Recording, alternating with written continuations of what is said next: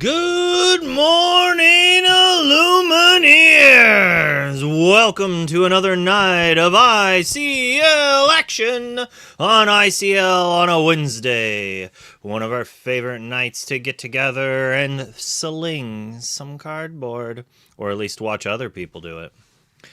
How's everyone doing today? We've got quite the matchup for tonight. We have Nashcana versus Inknights. Should be an excellent show tonight.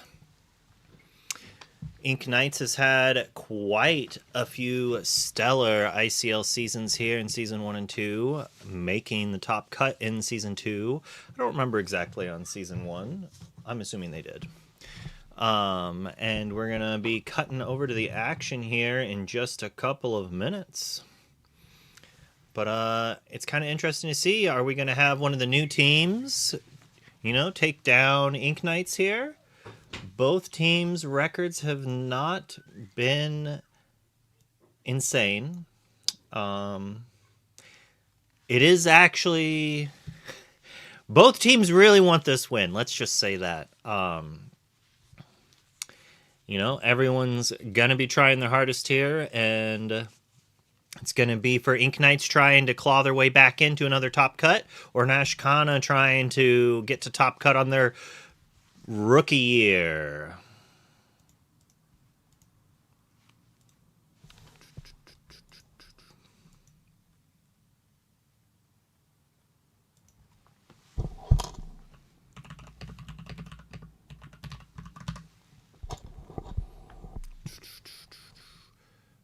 Might be correct.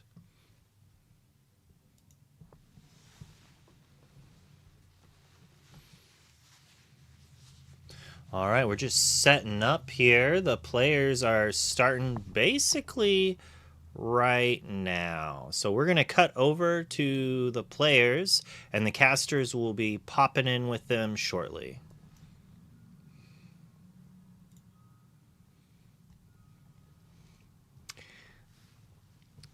As we see Sarah here ink a white rabbit and then start off with a cursed merfolk. Quite an aggressive little one drop. It quests for 2 while also making it that if it is challenged, the challenging player must discard a card. And we see Pete Pirate Captain come down with a 1-cost Diablo to show a hand of 2 Pegasus, a Merlin Crab, a Friends on the Other Side, and a Mother Knows Best. So not a immediate quick answer, but it is a bounce in a turn or two for that. The question is, does Sarah decide to send the merfolk in, knowing that it can easily be challenged? And both of these Pegasus, they don't look as good if Icarus has that shift. If he has the Diablo shift, these Pegasus... The Pegasi are not going to be doing fantastic. So let's see if Icarus has what it is needed.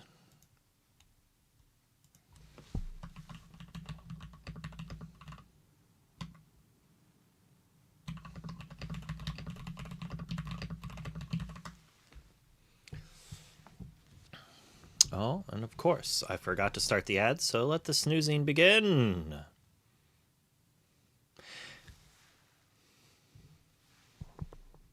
A Fire the Cannons from Icarus makes me feel that he doesn't have the Diablo shift. So we're going to be challenging down that merfolk to slow Sarah down. What are we discarding to the trigger? Going to the tank on this, kind of a tough choice.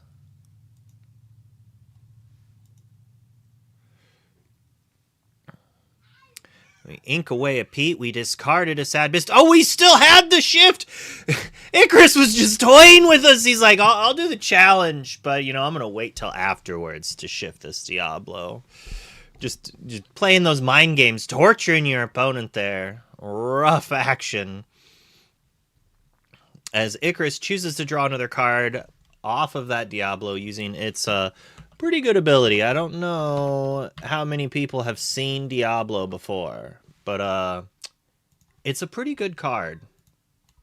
it sees a little bit of play, I think. As we do see the crab boost up one of those Pegasus. So, Sarah had a plan. She plays both, and Icarus was only able to answer one of them, while the other two were able to just, eat that, or the other one was able to eat that crab buff.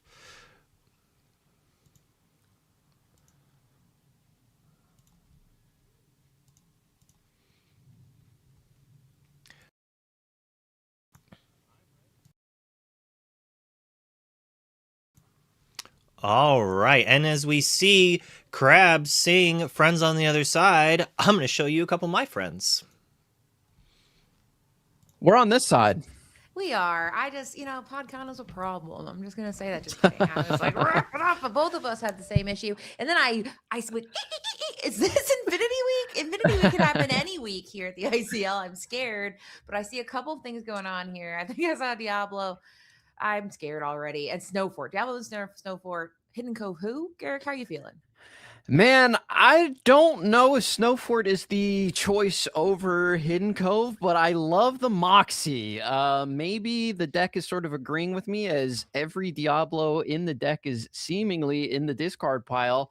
But on the opposite side, we got a really nice setup here. Man, I miss Merlin Crab. I talked about this with you, that one of my fears about casting Infinity is going to be me going, oh man, you remember that? You remember that card? You remember that? Yeah. But here's one that we don't have to remember because we never got to forget it. It's Ursula Deceiver saying, what you got going on there? And of course, it is a Dastardly D, Sudden Chill. Of course, that Skong will be picked. Only card in hand. So now I think Icarus is feeling a little bit of pressure here. I'm not sure what the other color pairing is with Icarus quite yet. Yeah, I am not sure either. We're seeing a lot of Emerald. It is Steel. There's another Diablo taking advantage of the Snowfort being out there. However, we do have the Dumbo established, so can go in if we need to trade with the Diablo. Right now, all we're returning to hand would be Ursula with the Muses, which is not what you want to do when you have a deck full of songs, as these Emerald Steel lists typically tend to have. So we are going to sing Friends on the Other Side. Wow, we're just going down nostalgia lane, and I hate to do it, but I played a lot of these cards, and they meant a lot to me, and I miss them. They were my close friends for a long time. Yeah, I mean, it's one of those things that's, I did tell somebody, I said, if you haven't played Infinity, just think of the most punishing and exciting moments from the first 8 sets of Disney Lorcana, and they're back, baby. And speaking of that, we have Mother Knows Best saying, Diablo, you gotta get back in that hand. And it makes sense because Diablo is not necessarily a problem when he enters the board, but the minute he gets exerted, he becomes very, oh my. Whoa, the Sea Witch Queen comes down onto the board. A little bit of a shift here. And correct me if I'm wrong, but if this character is exerted, ain't nobody singing any songs. That includes on Sarah's side of the board. Ain't no singing when she's exerted. And I love that because, I mean, as we know, Infinity, I think, is going to be songtastic. That's a word that people are saying. People are saying songtastic. I've heard it, yeah. And what a perfect card to have this, because like we saw, the utility of having, sometimes playing Ursula Deceiver feels bad because she kind of is, when she does what she does, which is go ahead and look for a song. She's just a 1/3, but this makes her feel so good. Shifting in for 5 and then singing becomes a lot more problematic. And she's a 4/7. So it is definitely one of the more fun cards to tech in, and I'm excited to see her here. Unfortunately, actually, no, things are going okay. I mean, we haven't used it sideways, which is actually pretty good because, as we know, Ward is very annoying, but the minute you see him exerted, suddenly you're not feeling as scared as you used to. Yeah, definitely not. And if we're not singing songs, then the Muses have been muted, and I think they might get banished here in a second. Icarus really fighting uphill. You're playing a steel deck. There aren't a ton of ways to get rid of the Ursula, and things go from bad to worse as Elsa the Fifth Spirit comes down, exerting your lone Diablo, who I'm sure you wanted to use to draw some cards. And we might be seeing, what is that, the third Diablo heading to the discard pile if we choose to challenge. That is, it will be a trade here with the Dumbo thanks to the Snowfort, but why not just clear the board off and get this Ursula questing for a massive 3? Yeah, that is a very, very, very powerful play because I think that Ursula, she could do some pretty profound challenging, but she didn't have to here. And now we have to play full retail value for the Storm Rage on, but perfectly targeting an Elsa thematic. Yeah, let the storm rage on, banishing Elsa on the opposite side of the board. And hey, look at that playmat. There's an Elsa on Icarus's side of the board as well. But like you said, we had to pay 3 for that. We're very low on ink resources as a sudden chill is going to hit our ink well. Looks like we're inking up to something, but the Ursula is not going anywhere unless that card in our hand is we don't talk about Bruno. That is a way that you can get rid of this Ursula. However, you're going to be gambling a little bit because the card discarded from hand could be the Ursula that we shifted onto. Yeah, I just got a little shiver up my spine, like rats along the spine, as they say, thinking about that Bruno, because they love they discard players love this Bruno because it's so fun to get their hand empty and go, okay, I'm gonna return to your hand, and you're like, don't explain it. I know because my card hand's empty. It's gone. But this is some of the moments that these cards that we haven't got to see. And speaking of that, we have Ursula, Deceiver of All. It's an Ursula party, and we're all clocked in. So now can she survive one turn to do the double singing? But then, she has to also get rid of other Ursula. So this is a very interesting Ursula conundrum we have here. Yeah, for sure, because that Ursula most definitely probably going to be exerted. There she goes. She's obviously going to be questing here, and she does have that secondary ability where she can exert opposing characters. And look at that, we can trade in the Peter Pan thanks to the Cricky, who gave him a little boost in strength there. And now we've got 2 characters on our side of the board that both quest for 3. So that's a mighty 6 on 2 characters. And look at this poor little Prince John all by himself, all alone in the world. And we are gonna scoop it up, as Icarus says, I've seen enough. Yeah, and that is not to be like, Garrick's pretty cool, but you made a very good reveal for a card that might not have been the most astonishing card, but you called out that the Emerald is known for its flexibility. And I think that Yes, this is thank what you. we are seeing here because I really do think that this is a tale of 2 different emerald tales. I think Amethyst does make it a little bit more nimble. Steel, as we know, is a lot more heavy-handed. In this matchup, Sarah was able to outmaneuver, outwit, outlast, outplay, and just keep drawing cards, keep kind of putting big roadblocks in front of her plans, or Icarus's plans. So I really liked seeing how Sarah played and how she said, I don't really care about Diablo. What Diablo? She said several times. How are you feeling about this matchup so far? Yeah, I mean, Sarah coming through and defeating Emerald with Emerald, because Emerald is one of the best colors in the history of Disney Lorcana. I believe they've won the most DLCs by a pretty wide margin. So it is a strong color combination. It's going to be a strong color combination in for the foreseeable future in Infinity as well as Core. And yeah, a little bit of Emerald on Emerald violence. I'd love to see a little bit more of Sarah's deck. Are we really just playing that Emerald Amethyst tempo deck, that EA tempo, just win the game? Shout out Lorcana villain, as he loves to say. But if it is that version, I think it's got a pretty decent matchup into the discard deck. It has obviously a ton of different answers to Diablo. We saw 3 get banished that match. Plus, you can stop them from singing with your own Sea Witch Queen. Now I have a little tale and I have a little bit of time, so I'll tell it. I remembered at EA Sports Challenge Everything. So I'm like, why would you make your deck Emerald Amethyst Challenge Everything? Because that's not really the identity. But we did learn there was 2 divisions of EA. Somebody looked it up. Mhm. One had Challenge Everything. One said it's in the game. So both are correct, but one makes way more sense, I think. But I don't know. Yeah, I do want to see how these decks perform in this second game because, like you mentioned, we only seen some of the cards, and I think that's one of the more fascinating things about Infinity because you do have the option when Luke says it's Infinity Week, whenever that happens. We don't know. I think it's based on the Mayan calendar.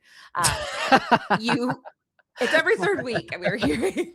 I just don't know, and I Which get scared. also lines up exactly with the Mayan It calendar. does, and that is one of the things we try to do here. But I will say that some people you see will just kind of sleeve up a deck and change 1 or 2 cards. They just slot in cards they think are better, but some people completely retool things. These are 2 decks that feel very familiar, but I'm Mhm. excited to see what other pieces that they might have slot in. We saw Snow Fort, like you said, interested over that over the Cove. That is a more challenge forward type card, I think. But Mhm. here we go. It's looking like the classics. Like, Diablo, show me what's in your hand. I want to see if you got anything cool too. Yeah, I have gone through. Oh, let's show that first. Of Yeah, first. course, we got to She's show putting the it by DLC cost, I think, Pegasus which is actually the most by elegant thing I've ever value. seen. Wow, I love that. And it looks like the entire hand is foiled there. We got to somebody reach out to Sarah and send her your Pegasus because we need some more. And take a look at that genie. I love to see that. That was a card that I think a lot of people were really, really excited for when Fabled came out. It didn't end up being a card that anyone played, but it was a card that everyone was interested in. Yeah, I mean, my goodness, it's one of those cards where you're like, that was enchanted. I think I own this enchanted. Everybody, wake up! Infinity's happening. But like you mentioned, it's got it has legs, even though Genie doesn't in this specific card, where Yeah, it's got the yeah, evasive. yeah. We know evasive is quite nice, and then your other characters get +2 when he is exerted. So EA challenge everything. Get deck name just rebooted. I don't know. Mhm. Yeah, I love it, and it seems like this is a very challenge-minded deck, and I like that kind of, deck building. Build to your strengths. We have the Genie here, we've seen the Cricky, we have the Peter Pans, we have the Elsas, we got a lot of different things that we can do here. I'd love to see a Madam Mim Fox. I don't know about you. Icarus would love to see a Diablo devoted Herald here on turn number 2. Exactly. I think it's one of those things that you have to capital. Emerald Seal was one of the most punishing decks we've ever seen, but it also is one of the most delicate because these first few turns have to go on script. And so script is Mhm. starting here. We've got the discarding an action to shift that Diablo, and now we're just going to decide: are we Do singing we that have it? Diablo? And We we do. do. It is the most punishing combo, I think, in the history of Disney Lorcana, at least on turn number 2. Let me spend 0 ink to play a 3-cost evasive that draws cards on your turn. And oh, yeah, I'm also going to pay 0 ink to destroy your character, banish it into the discard pile, and draw a card myself. It's absolutely insane that this was a combo that could be done and be done so consistently. I don't like it, quite frankly. And I don't think Sarah does either, as we see a no-go Tamago coming down, where basically it's just an evasive. And I don't think evasive is going to be the most important thing we have right now. But it is a character, and we are playing it on curve. Yep. And I think the most important thing is just staying in this game because the Emerald Steel train can run out of engine. We do see Space Pirate headed to the Inkwell, which can be another punishing thing. We'll talk about it later because now it's time for that setup of Ursula Deceiver of all, which I wish Ursula Deceiver of all shifted onto Ursula Deceiver. It does not. You have to pay full cost. Yeah. But now the question is, in those 3 cards, do you have a song? This is a fun gamble. You don't know, and it does make you want to play your own Ursula in response to see how bad is it going to be.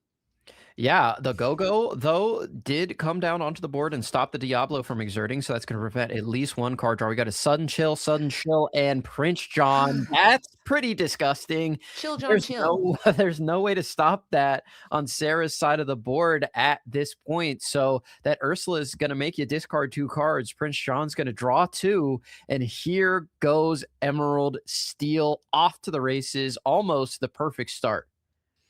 And that is one of the most frustrating things is when you say, okay, well, I don't like that song. I'll get rid of it. But Icarus had a second. He is not flying too close to the sun right now because, like you said, these are this perfect synergy you want. Being able to do it twice, it feels miserable if you're Sarah because there's truly nothing you can do but just sit and hope your next top deck is really good, waiting for this to play out. In this case, we will go ahead, exert the 3, get the Prince John on the board, and now it's time to start synergizing fabulously. Talk to him, Garrick. Yeah, I mean, speaking of a chill up your spine, I just felt a sudden one go up mine, and not on purpose there with that rhyme scheme. Call me Dr. Seuss, but I do. Ursula, Deceiver of All, able to discard 2 cards. We're going to draw 2 off the Prince John and probably draw some more. Listen, ban Prince. You got to check the chat because that's how you know when they start saying ban this. That's when things have really started. But we're not there yet. But now we're feeling it because now it is time for Diablo to sing a song too. Let the storm rage on, dealing 2 damage. Also, I'm gonna get a card. Everything is, and you draw a card, which feels very frustrating because Sarah is just, she doesn't get to have that kind of fun. But this is what I would call the quintessential board state. Icarus says, "Show me your hand," and she says, "Sure, fine. Look." And they're 2 pretty okay hands or cards to have because, well, we can't shift yet. So it's actually kind of bad. If we can get to that Ursula Ink, then potentially we can find a way to worm ourselves back in this game. But off the top of the deck right here, you want to find a Peter Pan to crack into this Diablo, ink that Friends on the other side. That way, Diablo's not going to be drawing any additional cards off. It's like you can't use it right now. It's got to go into the Inkwell unless you find the Peter Pan right now. And that is, I think, one of the more painful things that'll happen in this game is where you have two paths forward, and they're both. Ooh, but this one's nice because you got a genie, so that path is fine. You only get one card, you don't get two, but you do get to ink, and so you're still in the game. She did not notably ink that Ursula, so if she can find one more inkable, in theory, and nothing else happens, there's no removal. Might have a stew going. Yeah. There is so much Emerald in the Infinity meta right now. I think one way we could get around this discard strategy without banning cards is to print cards that have a bonus when they're discarded. That way, when you discard the card, your discard opponent needs to think about whether they want you to discard or not. Like, discard this card, gain 2 lore, or something like that. Discard this card, it comes into play for free. That way, your opponent might be punished for removing cards out of your hand, but we're going to see Max Goof come down onto the board and return Sudden Chill to hand, and Ursula's going to sing it and force you to discard 2 cards. These have no benefit going to the discard pile. It just feels bad. Max Goof doesn't belong in this picture. I'm just like looking at these like dastardly characters. Max Goof is like, oh, Max Goof. He's a rebellious teen and he joined the The villain club. Yeah, the villain, like, this is beyond the club. This is like prison. These are the worst of the worst. This is a Max Goof penitentiary. Yeah. And I don't feel, but it makes sense why he's here, right? Because this is the whole name of the game, is just making sure these songs keep going. The question of the day is, are there any? We haven't seen a lot of, I mean, this is the first post-rotation card I think we've seen in Icarus's deck, which kind of just shows how daunting Emerald Steel was and will be as we move forward. But here we go.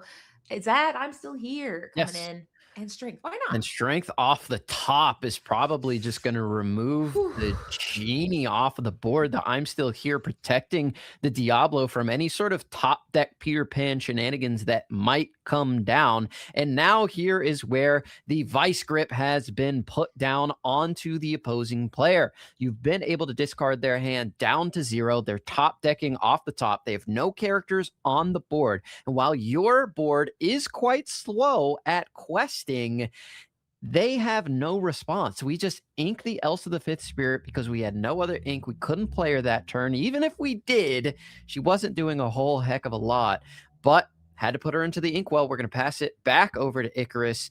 We'll see what they have. Not Max again. Max, come on. You're rebellious, but you're not like this. This isn't like you. And now, I didn't see, did she already have to discard her Ursula? It doesn't matter. She's gone. Yeah, I was like, maybe we're going to show. Okay. It's all turn. gone. So, and this is why discard decks can feel very rough. And so this is a mental exercise. Everybody right now, pretend you're Sarah. Sit, turn if you have to kind of orientate yourself. But this is something you will see where you're like, listen, this is bad for me. And here comes Morph. Morph can be anything. He does have that universal shift ability where any Floodborn can shift on top of him. So you're just sitting there and being like, all right, everybody name your most scary Floodborns of all time starting right now. And she's just in top deck. Yeah, yes, that's a good one. That's a good one right there. Pete Space Pirate's another one where I'm like, please don't. We saw him be inked and all of them. She's just living on the top of the deck right now. So here we go, exerting 3 and playing. She's gonna do it. Oh, Cloud Kicker. Hey, I mean, that's a pretty good card if you find it early in the game. You're able to disrupt that Diablo, but right now it's not the best. We need 47 kits. We need 47 kits, 47 cloud kicking, because right now we can do a little cloud kicking. Notably, we picked that double singer Ursula Deceiver of all, but it is still not feeling good because, it's just a small hiccup. It's not a huge disruption like it would have been on curve on that turn 3. So she did play a card, but at 6 lore with a pretty daunting board presence, knowing that Morph is probably going to shift. He doesn't even need to. Hey, there he is. The Beast Tragic Hero, one of my favorite cards, and not the Fire the Cannons and the Emerald Steel discard. You don't need to do that, Icarus. That's not necessary. You have so many things. But there we go. Rude. Sarah's a better Illumineer than me. I would have scooped this thing up 3 turns ago. I'm going to be honest with you. I probably would have flipped my table as well. But we're on the play, and we won game number 1. So Sarah has the answers in the deck. We've seen them. We know they exist. They just need to come in the right order. And do I sound a little biased right now? No, because I love this card, everyone. I love this card right here, which is just kidding. Um, Which is Kit Cloud Kicker, who hopefully we yeah, see on turn he's 3. I will say that we did a hearty giggle, like one of those, like when you're at a party and people giggle, you're like, what are you guys laughing at? So if you don't know why Fire the Cannons is a little funny, is we have today in modern core society, we have to run things, some inelegant things like Fire the Cannon. It's not a song. It is uninkable. It is just a 2 damage. And so in Infinity, one might think, well, I've got songs. I don't need to do such inelegant things like Fire the Cannon. So to see Icarus sing every song ever and then off the top rope say, I also have Fire the Cannon, is what I would call, ow, why'd you do that? But it is cheap. It is a cheap solution for a lot of problems. I know that Grandmother Willow is scaring everyone right now. She's not in this match, but that is somebody that makes people want to have those cannons. But yeah, I didn't expect to see that as the game ending thing. But we are on to game 3, and it might be a very different story as long as she can do that disruption like we talked about that she wasn't able to do in game 2. Yeah. So we just saw the most disgusting thing that you can see in Disney Lorcana is one player just simply not allowing the other player to play the game at all. But with all of that being said, we know that this deck can be beaten. It can be disrupted and it can be taken off of its lines. It's not an all-powerful monster that cannot be defeated. I don't even necessarily think it's the best card, or sorry, the best deck in the format. So there are ways to attack it. So everybody put down your swords, put down your bows, and put down your pitchforks, because we have a game number 3 here with the discard deck on the draw. We'll see if the Emerald Amethyst Tempo deck is able to take it. Like I said, it's not impossible, and Sarah does have the tools. Meanwhile, on Icarus's side, you drew it up perfectly last game. That was absolutely the perfect sequence of cards and the perfect sequence of play by Icarus. Shout out to Icarus, who played that extremely well. When the cards come to you, you play them in that order. It's really hard to lose with this deck. So both players extremely well versed in their decks, and I'm sure we're going to see a more explosive match in this game number 3. It's fascinating though how as a player, there's certain decks where someone's doing good. Like for example, missing ramp on 2. If they don't, you're like, they might lose just from that. But I mean, when you see a Diablo turn 1 and then you're like, please don't, and then the shift on 2, it does feel like at that moment it feels insurmountable. Does it mean the game's over? No, but it is one of the best starts you can have for 2 reasons. Because first, you know everything they have. They've already shown all 7 cards in their hand. And then you get to decide if you want to come at it with an Ursula after. You get to do all sorts of heinous crimes. They're not crimes. They're all actually legal. But yeah, it's one of the most synergistic openings you can see. However, Sarah did win game 1 and made that deck look silly. So she's got a cute playmat and a dream. And here we go. We're going to put that fox into the inkwell. And do we have a 1 cost to put the pressure on? We do. That cursed merfolk.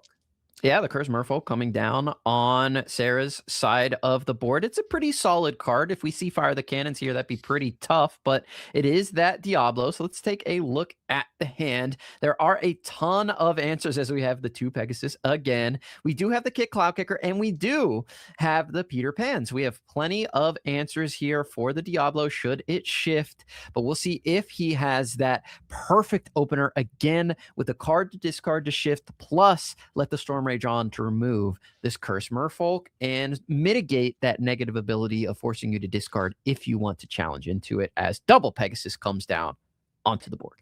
Now gather around for a little bit of Lorcana history. Now, Mo Shamblin in Nationals, he actually put I don't remember the number, but an egregious amount of 1 cost, because he got to the point in the meta where he's like, listen, if I just keep spamming the board with 1 cost, I'll probably be fine. I can recover from most situations. I can get an early lead. So it is kind of fun to see that she has access to this line. Not only is it evasive, but like you said, I mean, it creates 3 problems. And then suddenly, do you have 3 cannons? Doubt it. In this case, though, we are going to go the morph line. So this is a very different opening than we saw last time with Icarus. And Sarah might feel a little bit more breathing room. She's not out of the storm, because that Diablo and that morph can turn into lots of terrifying things. But for now, it's not the scariest thing she's ever seen. Yeah, most definitely. We can shift Diablo on either Morph or Diablo. So if we want to play Kit Cloud Kicker here on turn number 3, we are going to have the option here to bounce either character that we would like to choose. Oh, and we do have Fire the Cannons coming out. Oh, sorry. No, it's being discarded. We could Yeah, keep that Fire the to the Cannon merfolk. to get rid of the Merfolk, but opt to challenge and discard it instead. Yeah, and I think that tells to me that Icarus does believe he has ability to refill his hand. Now we do have to pick. Now this is kind of rough because he hedged his bets. The Diablo can only be one thing. Morph can be anything. So Morph goes ahead and gets returned to the hand. And now we have 3. Wait, no, Kick Clapper is not evasive. He's just kind of looking funky in the air. But Yeah, it's just doing a little backflip through the yeah, clouds. He's kicking the clouds. he's kicking the clouds as you do. And so now this is exactly what Sarah wants to do. This is the tempo-y of the tempo deck where you're able to keep that tempo up on her side where she's questing. She's keeping that incremental value while disrupting what Icarus is up to. So Icarus has had to discard a card to challenge a Curse Merfolk. He has gone, let's see, played a card each turn. So he still has 5 cards in hand, but he needs to be careful because Sarah does have a pretty impressive mid to top range as well. It's not just an aggro deck. It is, like we said, a mid-row. It's a mid-grow deck. Yeah, she does have the Ursulas, as we saw in game number 1, and the Crickies, as the Kit Cloud Kicker is going to go down to a Let the Storm Rage On. However, we did take our entire turn to do that. Yeah. So we are not developing the board, which is really notable. But right now, Sarah doesn't have a ton of pressure on the board. These 2 little Pegasus are just going to keep on questing as they can throughout this match as we put another beautiful DLC promo into the Yes. Inkwell. We all need to, for just 1 Pegasus a day, we can sponsor Sarah to have a full play set of Pegasus. Or I'm sure she's eager to get to the DLC Indianapolis. But I will say I loved what Icarus did there because a lot of times you see in Lurkana where people will kind of do a little bit of bluffing. And it's not really bluffing, it's just playing. But you're putting 2 characters and you're like, which one? And then you hope they pick wrong. And then in this case, it looks like she very much picked right because, like you said, that was a down tempo turn. If we were able to shift anything onto that Morph, then Morph could have sang or new Morph's Xenomorph could have done some work there. And now things are coming up. Sarah, she is at 6 while we have Icarus at 0. But as long as she keeps her hand size big, it becomes a much harder battle. So let's see what she has here with Ursula Deceiver. Oh, just wow, does hit a song that's actually her last huge, I thing. think, because like you just mentioned, you need to keep your hand healthy. And right now, Icarus has all the resources on their side of the board. And Sarah's board is really not that intimidating. It's 3 characters. They're all evasive, so they're not being challenged right now. That can change really quickly. A Diablo could be shifted at any point. A Snowfort could come down and start changing things into Sarah's favor as she opts to put down the Merlin Crab onto the board. We're just going to keep questing, but Icarus is not out of this game by any stretch of the imagination. This can flip on a dime any moment now. Yeah, and I feel like it's about to happen. I mean, between the morph that I feel like he was telegraphing that he wants to do something heavy with that, assuming that beast, tragic hero, emo beast, sad beast, everybody say what your favorite way they're called. I do remember one time I was trading somebody for a beast tragic hero and I said, oh, do you have an emo beast? And she said, I don't know what you're referring to. But the emo beast does have that modular ability where if he has no damage, you get an extra card. Otherwise, at the start of turn, if he has damage, then he is a 4/4. It does have to be the start of the turn. But so right now, nothing cool is going to happen except for the fact he can go ahead and sing and challenge. In this case, he can sing a pretty nice song called Strength of Raging Fire. I don't know why I forgot, but Strength of a Raging Fire. Another great song that he can sing is I Shifted In with the Haven't You People Ever Heard Of. Drawing 2 cards at the start of your turn. Where are you? Nailed it. You have no cards. You cannot shift. You cannot play tonight. I need some card draw always. All right. We're nailing it. Here? Is it Genie? It is not. No, not like this. Cursed Merfolk, which feels pretty cursed because now, right, there's that moment in the turn where you, or each game where you're about 5 ink and the deck's either kind of run out of gas or they just start taking off spectacularly. It's hard because she is at 11 and she has on the board, 4 lore. That's good. But there's no more gas. If we don't see a gas station coming up at the next exit, things are going to be very bad. Yeah, friends on the other side would be huge here unless we come down with the Diablo. No, it is the Ursula, deceiver of all. Notable last turn, Sarah did sacrifice one of her Pegasus to go into the beast to prevent any more of that card draw coming into Icarus's hand. And Icarus is going to use the last card in his hand. And then along came Zeus. He hurled a Thunderbolt onto Peter Pan, removing it from the board, and now it is turning into a little bit of a race and a little bit of a top deck war. We'll see if Sarah is able to find something, and that's something that you definitely wanted to see, a genie wish fulfilled. He's here now. What are your other two wishes? And it's probably for some removal, because the minute I see it in Ursula Deceiver of all, I'm shaking in my boots. Now, it could be a sudden chill, in which case she says, big deal. I don't care. She inks knowing that it could be a sudden chill. Whatever's in your hand, protect it, because you are in the face of a deck that loves to discard. In this case, he is not in a card resplendent situation either. I think he is top decking as well, but that's a pretty good one. Electing not even to shift, just going wide because we can't shift to the discard. And now things are still looking pretty good for Icarus, but she's at 14. He has to respond. Yeah, we get to remove the Curse Merfolk, though, for free because we have no cards in hand. Now we're going to start catching up on the race a little bit. We'll see if lightning is fading fast. But right now, Sarah is okay, going to get up to 17. There's no answer for the genie on the opposite side of the board. The Diablo will be able to take out the Pegasus on this next turn as Merlin Crab comes down. We'll think about challenging, but right now, I don't think you do it. I think you just keep it pushing. You quest for 3 here, go to 17, win the game next turn, unless your opponent draws an answer right about now. Right about now. Is it strength? Is it, even the fire? Well, no, fire the cannon wouldn't be enough because he has to get rid of 2 things here. Now, does he have anything evasive? No. So, did he get it? I'm still here potentially. No, that is a secret character, I believe. I think it's Snow Fort. That's it worse than a is secret Snow character. Fort. That's a Yes. location that just sits there and goes, "Hey guys, I can't help here because what we're looking for is something that draws cards, something that can reach the evasive. So we have 4. We have to deal at least a total of 5 evasive damage, and we will start with challenging into Pegasus here. Yeah, Pegasus is gone, unfortunately, for the Diablo. Snowfort does not give enough strength, and we have just enough to get over the finish line for Sarah. So she had the gas to get over the finish line, and unfortunately for Icarus, wasn't able to find the cards in the right sequence. Had the Diablo, but did not have the shift option and got delayed by that Cloud Kicker. Was not able to get there in that match. And Katie, I would like to say before we get out of here that we absolutely nailed it and did not mess up on Cloud Kicker a single time, which is amazing because whoever named that child was quite frankly a villain. Because I just call him Kit.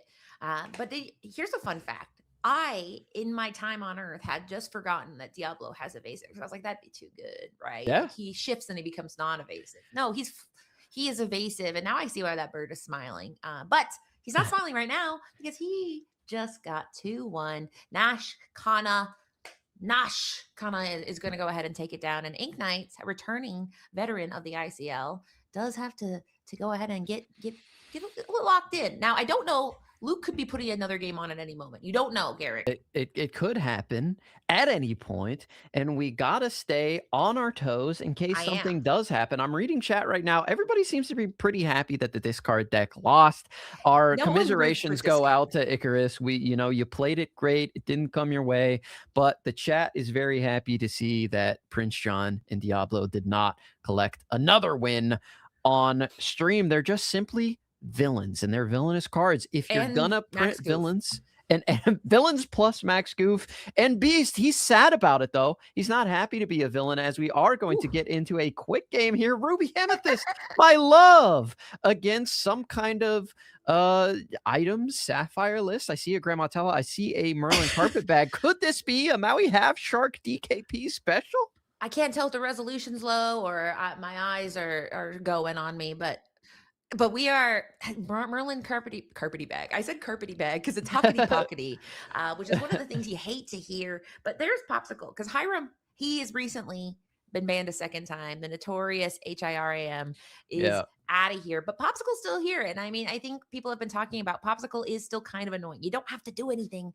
to just turn it into cards. So it's still egregious, but there we go. We are now doing some classic Ruby. It's Ruby Amethyst. What are we? Yes. Look Hello, at wake up, Garrick. this. This is you. I'm not going to cast anything that Ivan does. That's all you. I'm Yeah, Hargy. I'm thank Hargy you. Y. I will let you do all this sapphire stuff on the Good. I opposite love side of the sapphire board. items. And it looks like Ivan right now is in the driver's seat as we're going to see a Diablo, a heroic Diablo that everybody loves, actually. A 3/3 for 2, that quest for 2.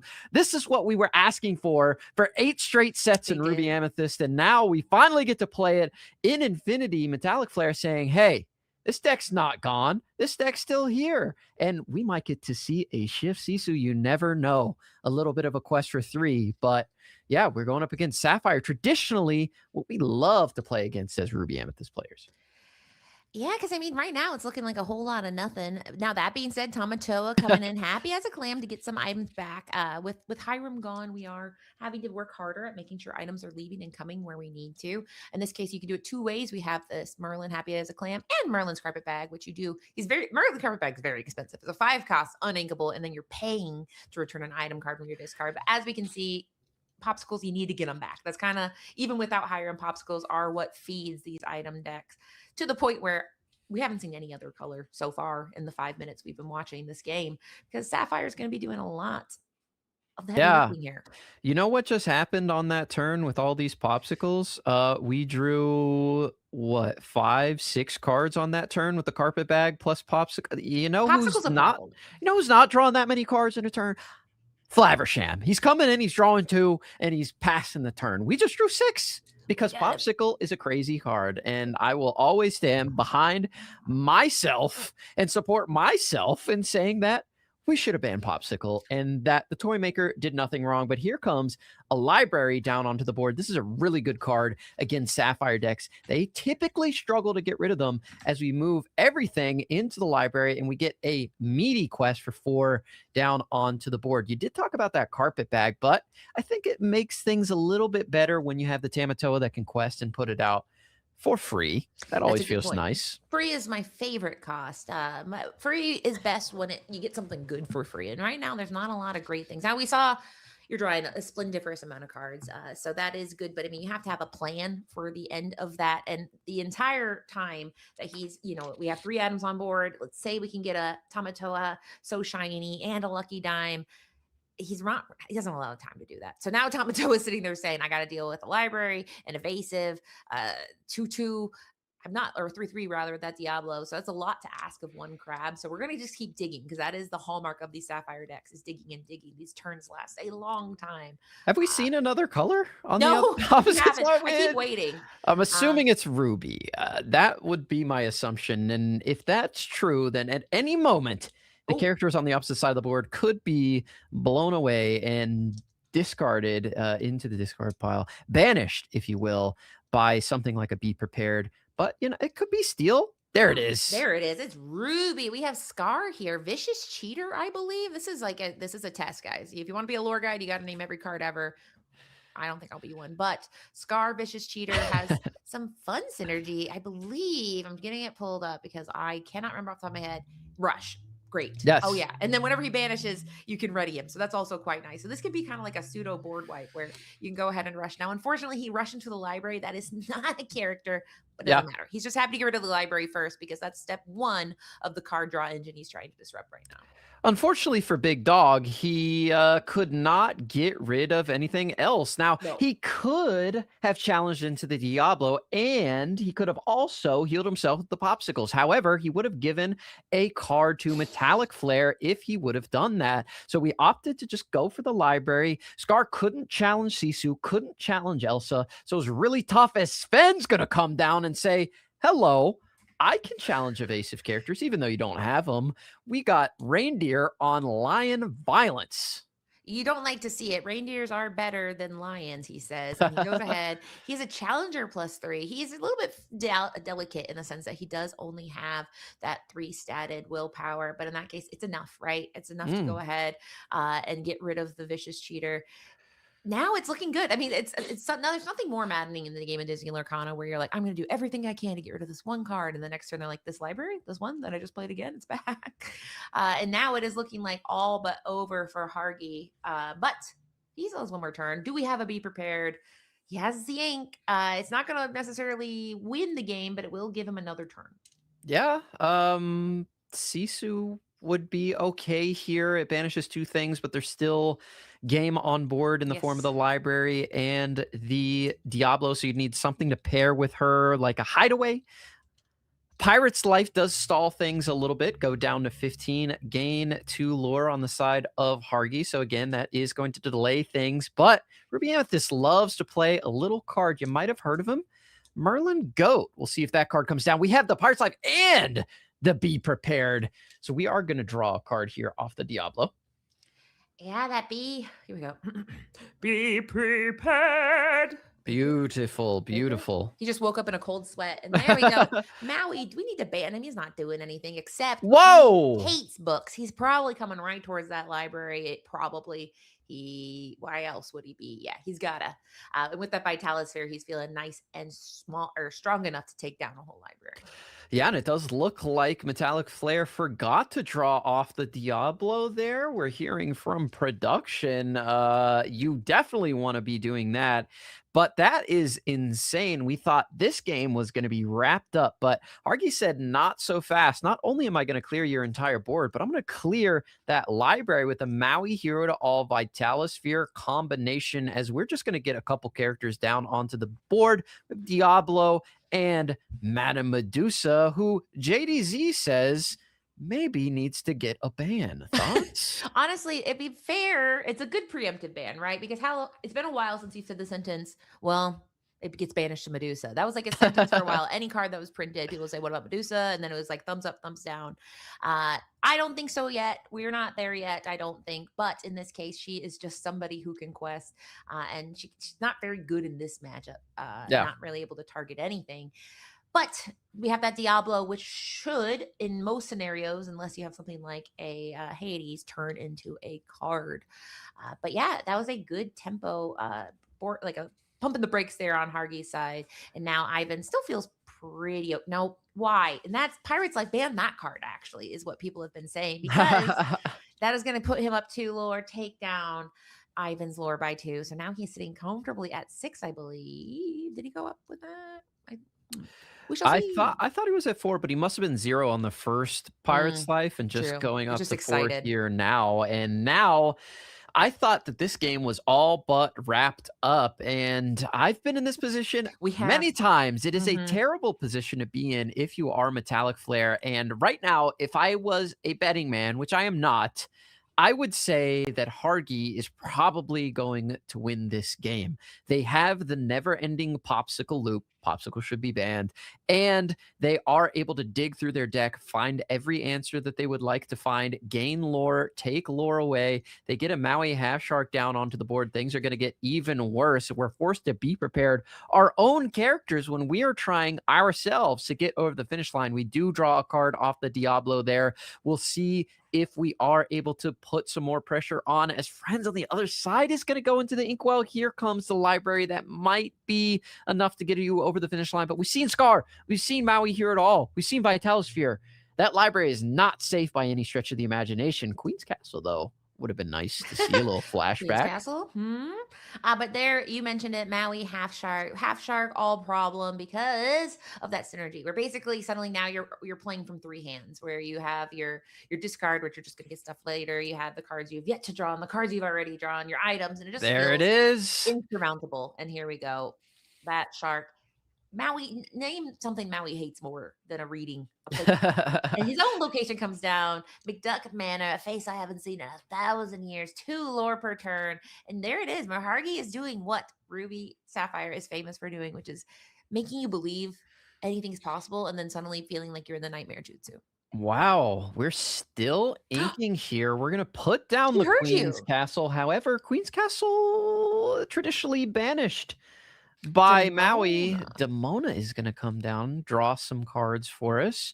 Let's put the Demona into the Queen's Castle. At the very least, the Maui half shark is going to have to challenge in there and sort of slow Hargy down, but Hargy's going to gain 2 lore here off of the McDuck Manor, and the Maui half shark not being answered right now is just going to start comboing off. We find more Pirate's Lives. We find more actions in the deck, such as How Far I'll Go, or Sail the Azurite Sea, or Vision of the Future. All of However, these Well, we gain gotta lore. we gotta get something exerted, so we have a little bit of time before the doom of it all. Perhaps there's We- a go. So in another We world, do. so We Maui do. can't just run into a library and get an action back. That's just not how it works. He has to challenge a character, which means something needs to be exerted. And right now, Demona's sitting upright, active.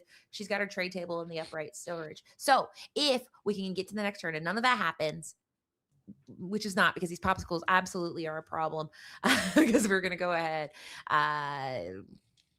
It's card 2 of them. Get them back. We're drawing 2 cards. We're looking for an answer here. I'm assuming. Oh my gosh, that's so much ink. He's more popsicles, like you said. I think actually popsicles are a problem. You've convinced me. Yes, From thank this you. match, it is a Thank problem. you. This has been, we're popping too many pops. I don't would like- like to go back and just see if someone can count how many cards he has drawn, including the popsicle coming back itself throughout this game, because that is drawing a card. So that's +2 every single time, because the popsicle, believe it or not, has other uses other than just drawing cards. It heals. can You forget heal about you it. for free. This has been disgusting. This card needs to go. I'm sorry. It needs to go. And it But needed he to go. survived. He survived the turn. So now, can we get a goat? King of White Rose. Whoa! Pirate's Life off the top rope. Everything we said, we were so I done. can't Popsicle. believe, why would You you were not? Why not get rid of the Queen's Castle? It's so free there. I think he was being a little greedy. He said, That was "Why? greedy. You know, I'm not you afraid." had everything. You had infinite cards. You had all the ways to win this game. Why not just remove the only thing that can lose you the game, which is that card? Yeah, I don't Queen's understand. Castle, and it's a conditional. Oh my goodness. I just saw 2 angels in front of my eyes. I don't know if they can see. They Yeah. are the. Do they know they can see? We can see the angels. Can you guys believe what The you just Bald saw? brothers are in the building. Let's go. They're here. Bald brothers. Let me tell you something, brother. The Bald brothers are here, and I got my bald hat on. I have that same shirt. I could have put that same shirt on as Gabe. Can you guys No, hear me? I actually can never hear Gabe. Cannot hear How about, Gabe how about now? right Can you guys hear me? We I can can hear hear JD. you. That Oh. Gabe's not talking, so I, you I, can't I, hear Talking, testing, I'm one, s- I'm two. still yes. in. I'm That stunned. was an insane. That was was a amazing. crazy I was match. in the chat. I was popping off Yeah. in the chat there Yeah, we were, before like, we rolled dooming. in, because I was like, "Hey, you got it. You I got was like, this to game's win the over. game, I guess. But You're trying no. to hedge." He said, "Make him have it." He's like, "No, I have it. It's on the board." Chat can hear Gabe, What but do you- we can't. That doesn't make sense to me. But Gabe can only talk to the chat. He's actually using like the citizens of I Eldia. can hear Gabe. How about now, Gabe? Can you hear me? all right, I'll disconnect. Wait, I have to disconnect? I'm not coming back. As But Garrett yeah, just dipped. yeah, Garrett's I gone. love Garrick. He's a can-do man. If you say you can leave, Garrick's like, I'll try it. All right, here we go. Here we go. I'm not leaving. I thought I'm he not was coming talking to back. me. I thought he was talking to me. I said, I'm out of here.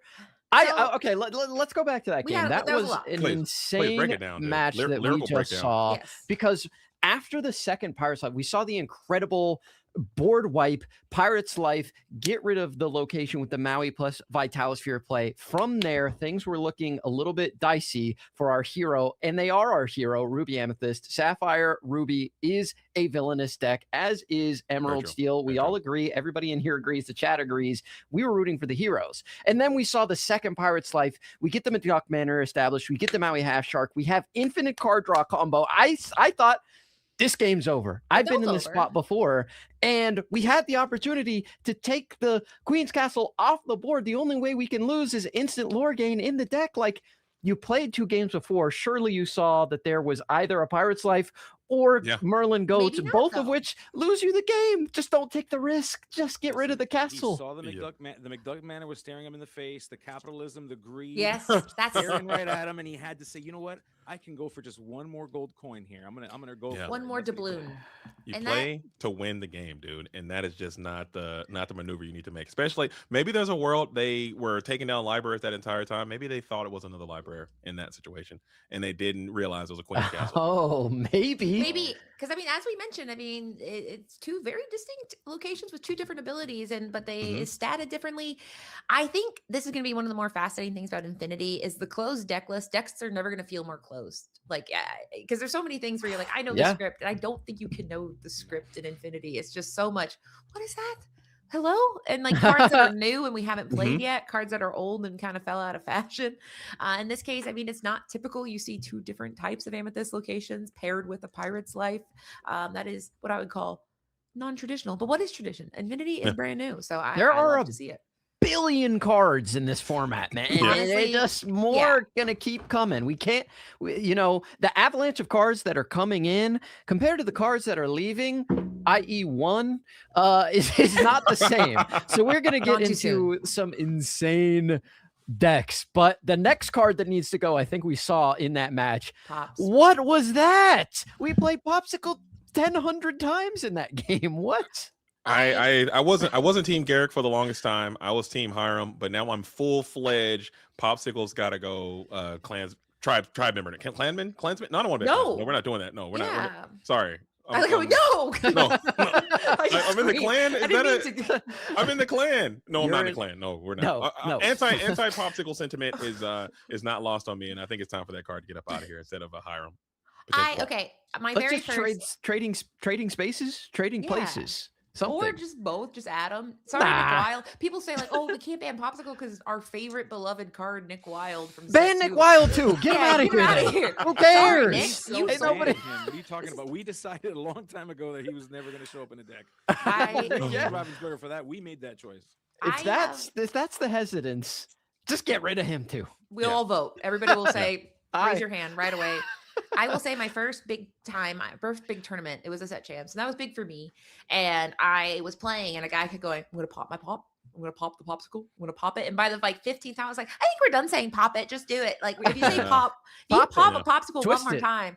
I'm a- Yeah. I'm I'm a gonna bop it. pop my popsicle. And so since then, and that was like the first time I was in a tournament, I was over it. And now we're on set almost 12. I think the people have had enough popsicles. Yeah. And surprise to you, Katie, he's actually in the chat right now talking about He's your popping commenting his I'm on popping popsicle in it. chat. Not pop the pop, dude. I'm popping Oh a my goodness. popsicle, and to the point where then he was popping everything. He's like, "Oh, I'm gonna pop this." I'm like, "We're done popping. We can't pop anymore." I'm We're gonna all pop your popped out, man. aerial with a. Let me pop your area with the strength of raging fire. Yeah, I'm Let's gonna. go ahead and pop. I'll go ahead and pop this friends on the other side. Draw two. And No then more I'll pop popping. this Madame Medusa, who needs to be banned, by the way. I think Katie was spitting. Okay, you guys need to just lean that into card did actually not. Let's Yeah, he gain just one showed up more. and was like, "So I'm a card. I question one." Hey it. guys, You won the game, dude. That one lore is all you needed. Did she request? Yeah, she did no. quest. That's she it. actually She did, she quested got and got. one. She got quested and prepped. That's it. Oh. I think that's what you need. That Questing- one lore won the That's fair, game. dude. That's it, man. Get her out of there. I think she's just more annoying than anything. I got a to be whole list fair, of cards I want to get banned. That's just called like something. Your for list is way, therapy. way, Yeah. way too long. But It's just- I need Popsicle more. is at the top, and he's got to go. It's- I'd rather see Popsicle go than any Emerald card. And that's a wild take. That's a crazy Yeah. take. They I could saw. be Fortitude. Don't Popsicle's forget, we did see that broken, green man. steel match that happened. Granted, they did lose Yeah. that match overall. They look but silly. some of the stuff that Green Steel was doing in that round number two, that Game game two. two, was ridiculous. Should okay? not be allowed. But it's Yeah. binary. The deck is either big brain or silly time. And I think that's like one of the fascinating things about Emerald Steel is like when you see it cook, you're like, I am ascended. I am the best deck builder player ever. But when it's silly time and you just have a Prince John standing there by himself, you don't feel big brained anymore. So Yeah. it's a deck that you must live and die by. Gabe, I mean, were there any decks that made you feel homesick or just sick in those first round? Homesick. Well, see, I'm in the same place as Luke. I love me a good Emerald Steel deck. I love me a good Infinity Emerald Steel deck. I love me a good Bird. Prince John. It's Bring him gross. on. I love Prince John. gross. So But here's the thing. So you're talking about banning popsicle, but you have to realize that all of these, this is an ecosystem. Okay, there's key animals here. That's okay? such yes, You gotta cornerstone. respect- There's these cornerstone animals you got to respect. If you get rid of popsicle, forget about it. I want to play Emerald Steel all day. Yeah, you know what? Let's ban popsicle. Let's do it. I'm in. Man. Sign me Well, up. ban popsicle, bring Hiram back. That's my play. I Mm. don't think that would do enough. I don't think that would do enough. Back, if the toy maker's back, then Sapphire Steel is still fine. It's just Ruby Sapphire. I don't think so. I think if popsicle goes, Sapphire Steel might be a thing. But I think what's Hiram going to be munching on? You're going to be metals, man. Yeah. Rocks. The sheet metal. He's got a Precious really- metals, dude. Yeah, robot queens we're and gonna be munching on freaking motorcycles, dude. We're gonna be He's eating sick. motorbikes. Hiram's a Ink sick runners? man. He's He'll a eat sick- whatever. He'll eat Vitalis. It's just Devices, dude. whatever, man. He'll eat a snow fort if you give it Shields to of him, dude. He's Arendelle, weird. dude. Whatever Come on, is Hiram. on the periodic table, he'll put in his mouth and Yeah. he'll munch on it, dude. He's got a sick and twisted problem, and he'll draw got you two pica. cards. Yeah, it's diagnosed. exactly. It's in My the strange DSM. addiction is what we should Right. call the next Sapphire Steel thing. I actually love how Hiram is now canonically known for eating things. There's nothing Yeah. on the card that indicates that he's eating No. anything. No, he's For just some reason, we have all It's agreed because of the popsicle. Right. He that eats this the guy's popsicle, eating. I Yeah. don't know He's why. popping popsicles, and now we're all sick. Yeah. Totally sick He's with eating grief. carpet bags. Hiram, stop! This is an intervention, dude. You're gonna That get thing is sick. 120 years old, brother. Put that thing down. What are we talking about? Did he just eat No. a shield of virtue? He's sick, dude. That man's sick. That's a Dude, virtuous shield. I think it's probably The because of sword of popsicle. Sean, you? But eating a Lucky Dime? Why is he eating that? That thing, That's come on, man. weird. That's expensive, My Hiram. God, dude. Eat something one Scrooge time. McDuck just picked that off the top of the deck. You're eating it to draw two cards. You're sick. He's That's his greedy. number one dime. Oh my god. Radigan's so happy. The smear campaign against Hiram, it doesn't end. He's already I gone, love and it. we're still kind of like, he's a freak. That is He a could freak eat man. Radigan's trap. He can. Ah, That's very true. true. Very And true. that's where Very this true. all started. A problem. I love how true. we're just doing this bit, and it just keeps just getting won't stop. funnier, dude. It just keeps getting Yeah, better. it gets All wild right, and guys. crazy. Hi, welcome to YouTube. Here's the Hi. top 10 things that Hiram wants to eat. That'd be a Number great video. 15, hidden trap. Not very playable, but very edible. An entire snow fort, dude. Number whole 6, fort. snow Put fort. it down the gullet, man. The Oh ice my is cold gosh. on his teeth, but it still draws 2 cards. Do you like this YouTube countdown, boys? I like I love that. I like that was pretty good. We You've should Number seen many a 15. YouTube video in your lifetime. I can tell by that. You did that so well. I mean, Well, But- because I always think of number 15, Burger King foot lettuce. oh, foot lettuce, dude. Ugh. You don't know Burger. I mean, it's good that JD doesn't I'd know about rather Burger King eat foot lettuce. Burger King foot lettuce than play against Emerald Steel. I'll tell you that much. I want that shirt. Oh, Well, my yeah, question: gonna have it why is Snowfort not a location? Can we talk about that? Yeah, what is that? It's very It's a- much a location. I mean, Yeah, Very it much a is. thing. It's not a. It's a place that you can go to. I'm Why in the is that an fort, item? Which is an It's an item. What is a What? location but a large item? One might say. Yeah. A Dang, that's- castle is but a large item. Oh, Katie, you're blowing my mind right now. Oh my goodness, that's very philosophical, dude. Am I an item? Am I a location, dude? Mhm. Would, You would, are. would Hiram eat me? Would he draw two off me? Yeah, Hiram's like, I'm eating locations. What are locations but large items? I'm so sorry, Gabe, but your mic is very quiet. I want you to know we respect you, but you're very I quiet. know. Yeah, that's what I'm hearing too. I'm trying to fix it. I'm doing my best. Pump up the That's jams. We're just having pump it too up. much fun imagining Hiram I'm gnawing trying. on a castle. He Hey, ate the Hiram, wall, would you eat guys. me? We got rats. He just turns into a Godzilla-like sized creature. Hiram, would you eat me for crying out loud? This guy. He ate the great Illuminary. He ate So that, Lorcana. for whatever reason, is a location. That should be an Yeah. item. Well, Great winter Illuminary should be an spell's item? an item. Winter Yeah, spell. but- No, winter spell's a location too. Winter it's an spell is an item. action. It's Winter an spell is action. something that happened to the. Oh, it Great is, Oh, yeah. you're right. Wait, Winter it's spell's a an The action. thing that yeah. happened. Yeah, winter Yeah. spell is an action. For My sure. bad, my bad, my bad. What's You the? can What, winter there's no spell. winter spell location. There's a great No, Illuminary because winter spell is not a location. There place; is it's a- an event. Wait. Ah, winter- that's right. Yeah, That's because right. winter spell is what's happening, guys. right, that's Listen, right. there's some. Let me it lock was- in, we're dude. trying to freeze the vine. Oops, we froze it all. Hiram Right. can eat it. Don't worry. The next set is Hiram just Yeah. eating the vine. Right, We're Hiram so Illuminary's bad. got like 3 locations right now. Hiram, vine. you confirm It's big just- bad. Yeah, the next is going to be attack the vine. And you just send Hiram, and he slowly eats the vine. And we're Oh saved. my God, We ew. unban him. He's the Galactus of Yeah, the Yeah, game. We exactly. figured it out. Insatiable. Oh, Yeah, he eats the whole thing, dude. That's crazy. Oh, We're gonna man. have to unban him so we can save the great Save Illuminator. Lorcana. This is great. Yeah, hear him by himself. The villain sent away, banished into the deserts, wherever the Ink Runners have to run to, and then comes back and saves us from the vine. Love If you it. come to me, you must truly be desperate. And that's also very flavorful too, because Hiram can eat the Hexwell crown. That's a thing. He can That do is that. That's true. very Hiram, true. what a Yeah. he's He got said, it. "Give You it gotta to give me, back. and I'll do what you should have did 10 I'll minutes keep ago." it safe for you guys. Trust me, Hiram. I don't know, man. Trust me, guys. Just Brother, give it to me. I'll take it. I'll keep it safe. I'll tinker with it. I'm tinkering. I'm gonna How fix it long for do you guys. think Luke will let us have this bit? Like, do you I think don't like know. someone's Until he waiting to just play Disney throws Lorcana? the matchup, that might not even stop us. We might keep going. Yeah. Hiram eats like a golden Mickey. That could be fun. You walk Ooh, up to okay. Hiram, he's just got his gut know, is did we just lose? crown shaped. Oh, Hiram, wow. what'd you have for lunch, dude? Like a Oh, hungry. I don't know what the Hexwell crown went. I think I lost it. I don't know what happened to it. It was a little I don't know. Don't worry about this. It's gone now. You know. I Yeah. remember eating I it. do Hail from appreciate Boston all of a Illuminite 72 sudden. saying, "What are we waiting for?" I don't know. We're waiting for Hiram to come back and save us. Dude. What do you, we're waiting for whatever you're waiting for, and if you're waiting for this bit to end, you're gonna have to keep waiting because You're I've gonna got want to pop some popcorn. I will ask though, Katie. Did you land on a new moniker there? Yeah, that's a good I question. like know to something ask. really terrible? Yeah. Because my name, I go by Katie. My real name is Caitlin with a C. So I am always having. That's a to that's a weird transition though. Interesting. Can you go into some details of why that's a thing? Because I was My shocked parents, to I learn think that. my parents were like, LOL. I don't know because they told me to spell my name Katie. I was like, cool, great. Got to school and they said, your name's Caitlin, spell that. And I said, I can't. I don't who. Okay. And they're like, you're Caitlin. And I'm like, no, No, that can't be right. No, You're no.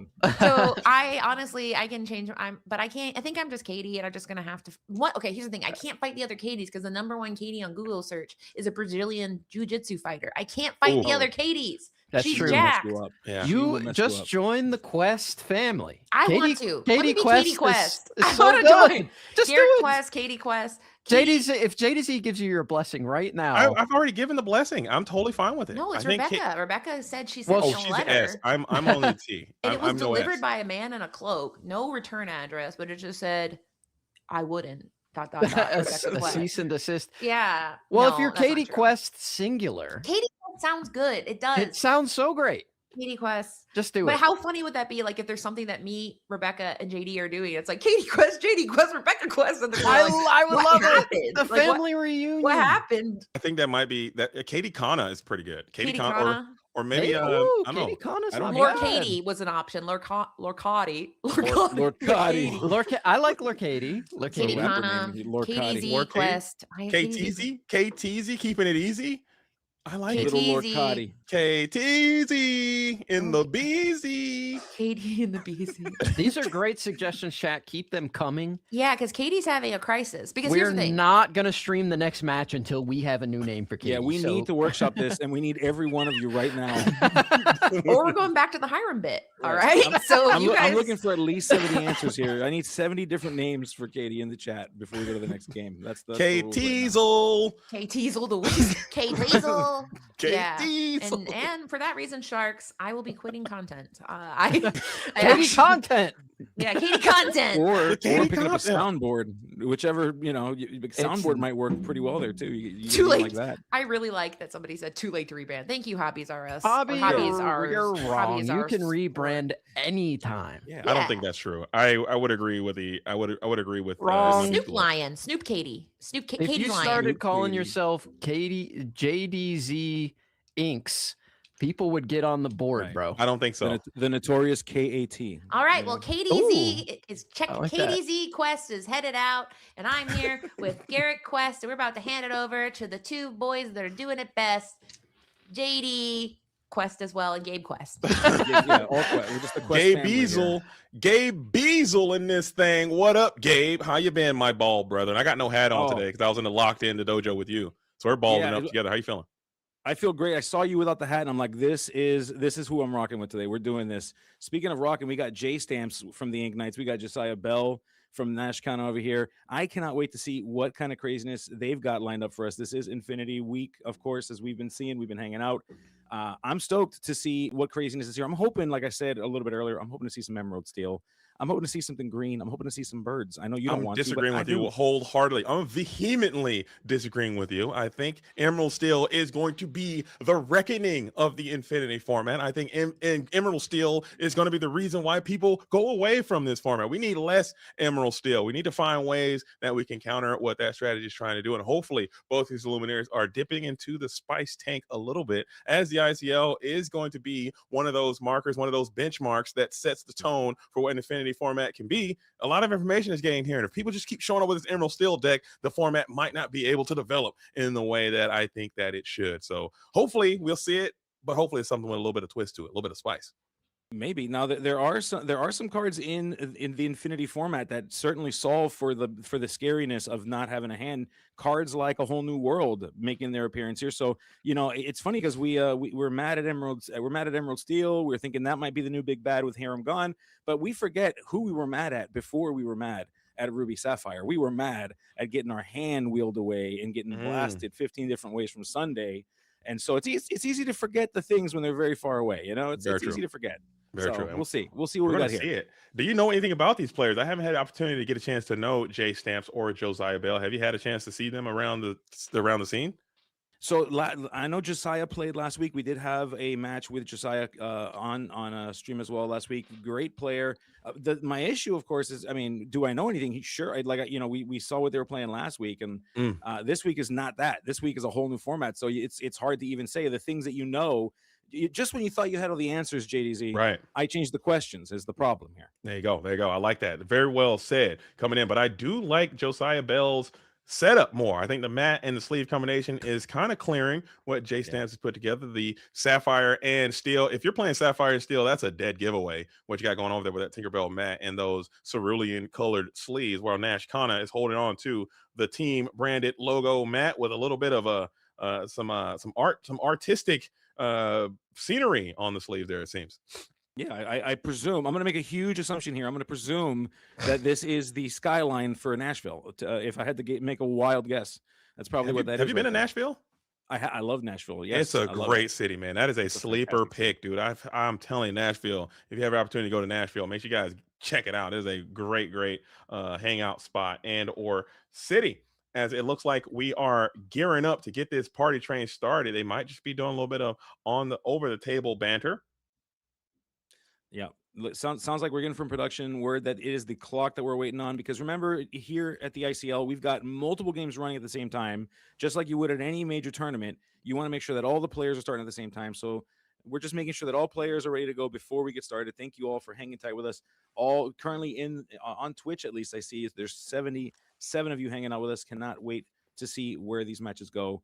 But friends, it will get started in just a moment. I promise. Oh, for sure. And while you're there, if you're in the ad break, if you're not in the ad break, make sure you guys let your friends know what's happening here at ICL on a Tuesday. I know there's a lot of Illumineers out there in the community who are itching to get some Infinity action and to understand what this format is all about. This is a great opportunity. You guys can catch it live. So share with your friends, let them know what's happening here on the ICL, and make sure you guys follow the program and tune in to the ICL, as it is a great way to spend your afternoon in the realm of Lorcana, as the players are just having a little friendly over the table banter. But Gabe, when you're playing some Infinity, you say you're going Emerald Steel. So do you feel like there's any bans that need to happen to that deck, or are you just a bit biased there?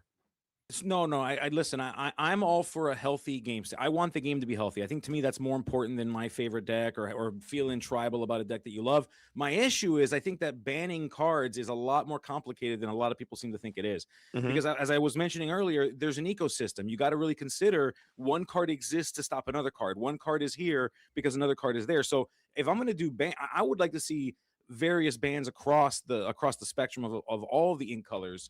Something that would help keep them all in line, because that's really the problem here. You can say that one card's messed up, but just like we're starting to worry about with Hiram going away, well, suddenly does that mean discard's more scary? Yeah, I would say yes.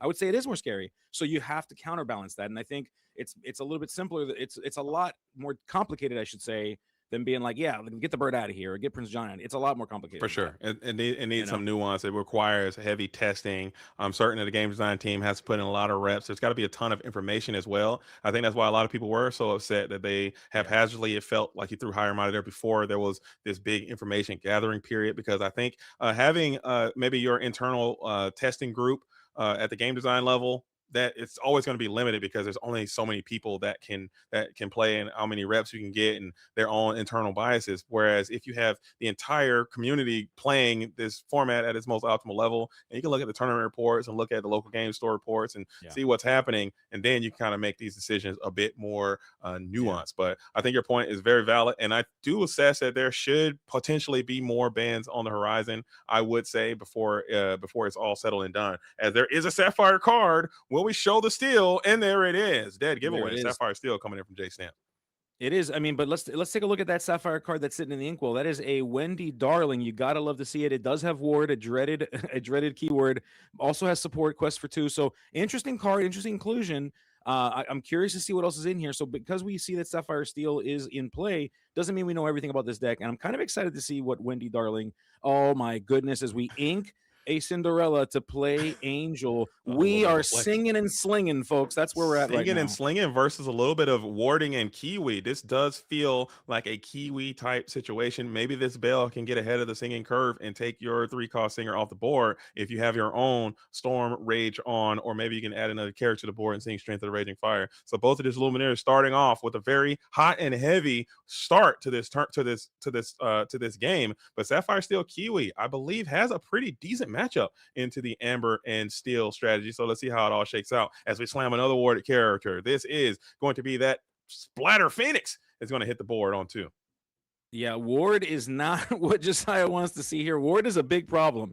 When you're playing songs that say choose target character, choose chosen opposing character, that's a problem. You do not want to see this ward. Every ward character that comes down, Josiah is probably thinking to himself, I brought the wrong deck to this party. I am not dressed for this occasion. I'm going to have to figure out more interesting and creative ways to deal with this thing.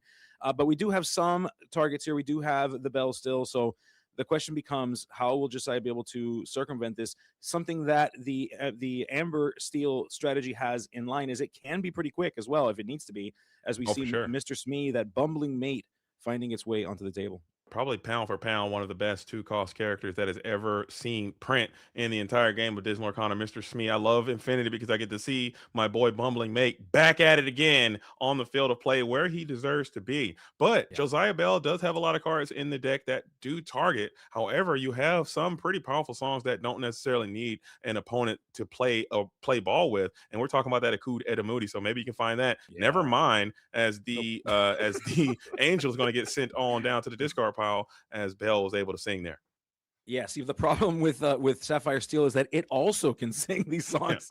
Yeah. So here we are finding ourselves in a counterspell battle here. We're singing songs, blasting songs away, and unfortunately, the deck that has the spells but really maybe isn't known, it's not necessarily its identity, able to launch the first song to send away that Angel. Tough to see, as we are going to go ahead and ink a McDuck Manor. And for 3, we're going to play Alice. We know her. We love her. She is the queen of the Kiwi. Here she is. And that is another warded character. So you are going to reluctantly send your Splatter Phoenix on a quest, maybe a bit haphazard in the fact that this Smee Bumbling Mate can engage with this Splatter Phoenix and then potentially be healed on that following turn and maybe get another plus in return. But you think on your next turn, you'd be slamming bodyguards, ward up the bodyguard, and then maybe it's time to quest. So interesting chain of events as maybe you're telling a story. You might not have access to those 4-cost bodyguards coming in on that following turn. Ariel now, a card I feel is prime for that ban list, Gabe. What do you think about Ariel coming in on this turn? That's tough, man. It's strong. Don't get me wrong. It's a good card, but I think there's a line between like saying that a card's good and saying that it's broken to the fact that it makes the game state bad or that it makes the game not fun. And I don't know if I fully agree with that sentiment. I agree that Ariel's powerful, but is she broken? Does she break the game? I don't know if I'm willing to go that far yet. Okay, maybe I might be my criteria for banning might be a little too high. I think I'm banning cards that I think are just too good. I think Ariel is just too good, and it creates unfair situations. Like Ariel going to find Akud Edamudi, and now you're forcing your opposition to really get an answer to this Ariel because now you can sing that Akud and really do some problematic things on your following turn. So you kind of set J Stamps up to a position where you need to answer this Ariel. And like you said, even a card like A Whole New World or Along Came Zeus, she's really fighting above her weight class so effectively. This Ariel, a Spectacular Singer, is just such a very powerful card. Yeah, and I mean, judging by the looks of this here, J Stamps can continue to hold the power here of this game, can continue to put down threats and still be able to sing songs and deal with the aerial, deal with the Mr. Smee. We're going to go ahead and play a bodyguard, of course, is that Headless Horseman coming into effect here. So J Stamps in control here of this game. Something like that whole new world would get Josiah Bell back into this and potentially start lining it up, and might be exactly what he needs to do this. And so, it kind of goes back to what we're saying. Is it really powerful to do that effect? Yes. But should there not be some level of catch up? What's a game if not something that allows you to catch up a little bit and allows you to do that? And so, it's a tough place to be. I think that every ink pairing should have access to something as powerful as aerial, but nothing much more than that. I think that's the cap, right? I think that's where every deck should want to see, but everything should have something like that. Aerial might be the limit, the search and the sing, but taking a long time to think about that decision to maybe send this Bell into this Smee. Reluctantly, you're going to send that Bell apprentice sorcerer, no, apprentice engineer, apprentice inventor into the bumbling mate, probably trying to play around a potential Rapunzel coming in from Josiah Bell. So I think that was a pretty heads up maneuver. Now your board is completely warded. You are protected against a potential Along Came Zeus or any other type of song. You don't really have the challenging power now to get through this bodyguard. So this is a pretty nice setup that J Stamps has created for themselves. Yeah, certainly has. I mean, we're playing that Akud. We're trying to see what else we can get. We're trying to just be a part of this game. We're trying to exist, JDZ. We're just trying to live, dude. Like that's where we're at. Right? We just want to live. We want to be able to put up a fight and say, hey, I got to a certain point here, and Josiah Bell is having a tough go of it. You see it in the way he's messing with his little token there, thinking about how we're going to do this. And hey, the Sonic Warrior coming into effect. That is a pretty strong card.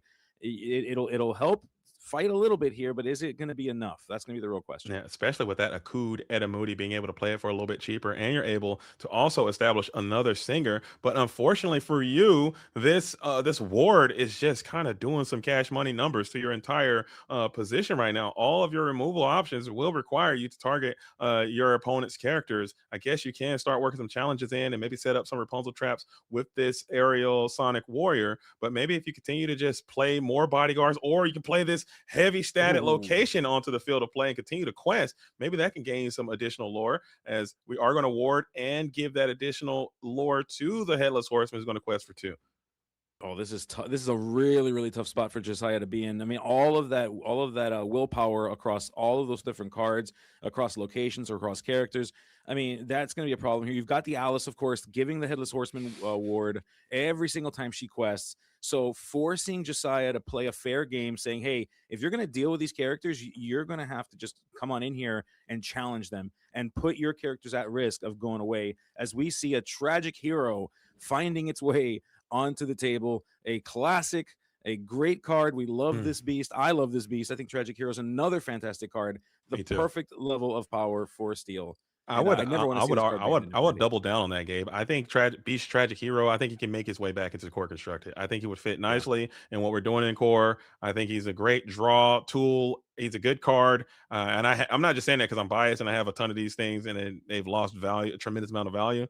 But I would like to see this card come back in because I really do miss the hero. Well, it's funny. I was actually going through my folders today. I was looking just to see, like, okay, what goes away? Like when rotation happens, what goes away? Dude, Doc goes away. Yeah, Doc is done for. So you start to think about what is Steel going to have to be able to draw. Are we going to go back to a world that Steel is the color that doesn't draw again? We can't do that. I think Beast is a prime card. A great card that could be considered for a reprint. That'd be fantastic. There's a world they also might just reprint the Doc as well, or maybe we're going to be having some Desperate Plans. I'm pretty sure Desperate Plans makes it, or no, does Desperate Plan gets? I might not make it either. I can't recall what. I believe it comes out in It came out in Fable. Okay, so we will keep Desperate Plan, but that's no Doc. As we have another bodyguard is going to hit the board as well. Now he is also warded up and protecting this Alice, who hit the board on curve and kind of stuck around, and she's been here hiding behind these 4-cost bodyguards. Very effective character, still maintaining ward within itself. So all of your steel removal becomes bricks essentially. Unless you have Zeus, you could Zeus the McDuck Manor and then maybe challenge it with both your characters, but still you're leaving potentially 4 more lore on the board just waiting. And J Stamps hasn't played a Doc Bowl Knight, so that last card is probably going to be another Doc that can be deployed and continue this party train rolling. Yeah, it is a rough spot here. This is not what you want to see. I mean, we've still got 0 damage sitting on that McDuck Manor. That McDuck Manor is just a menace right now, collecting that lore every single turn. You've got the Alice that's gotten so much value, giving that Headless Horseman the ward every single time. This is not where you want to be if you're Josiah. Just thinking about how do we maneuver through this. It's got to. If I'm Josiah, I'm at this point. I'm in an information collecting mode. I'm Right. trying to learn as much as I can about this deck, try to get as much data as I can get, and start to think about, okay, what's the plan?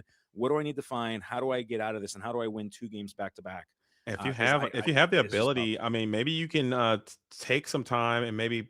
Oh, there it is. There's a Zeus. Yep. So maybe There's there's a Zeus. world where you can if you have like a whole new world. I know you don't want to do it. Never mind. You can't even do that because you'll lose the game immediately if you were to do that. But you need to figure out a way to flood a ton of characters into the field of play to start fighting through these bodyguards and then get to that Alice, because the Alice is really the issue holding you back in this exact spot. Or maybe there's a word you can put some damage onto this beast and then get his strength high enough to be able to one shot something. The drawing cards is great for you, but it's probably not doing you too many favors in this exact spot. So you need his strength to be high so you can clear something off effectively, as the double challenge is going to take down that McDuck Manor.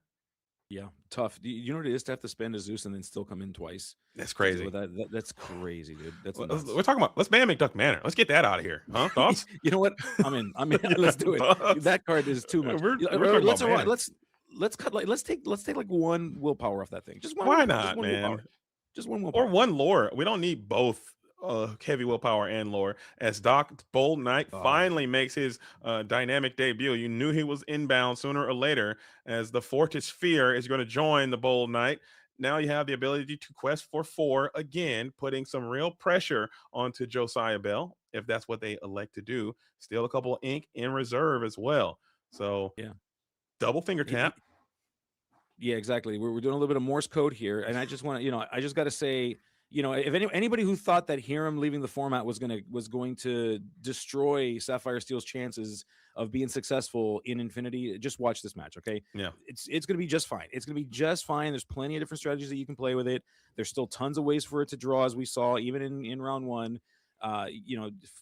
Popsicle is still a very effective draw card. Just because you don't have Hiram doesn't mean that this is not viable. And J Stamp's really shown us here the power of it through the and also just the overall inherent power of ward. The ward keyword is so strong, and Infinity is getting even stronger because it's so difficult to get around ward, especially when you want to play the way that you enjoy playing. A lot of targeted removal, a lot of single point removal, a lot of very powerful strength of raging fire, storm rage on, hero of thunderbolt, long came Zeus, Madame Medusa. All these things have to target something, and once you have warded up your entire board, oh, by the way, all these characters are questing quite heavy as well.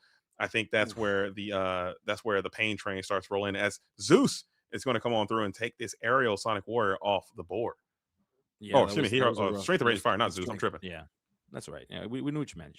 My bad. We got you. Yeah, but it's just this is just rough. I mean, J Stamps all the way up to 15 with so many characters on the board, enough characters on the board to just close this thing up next turn. You got Josiah over here with a sad beast that's not quite mad enough to do anything. Yeah. You got an angel who's trying to sing songs but can't sing to anybody, so she's just sitting there being like, okay, well, I guess I'll just hum to myself a cappella and hope that something works out.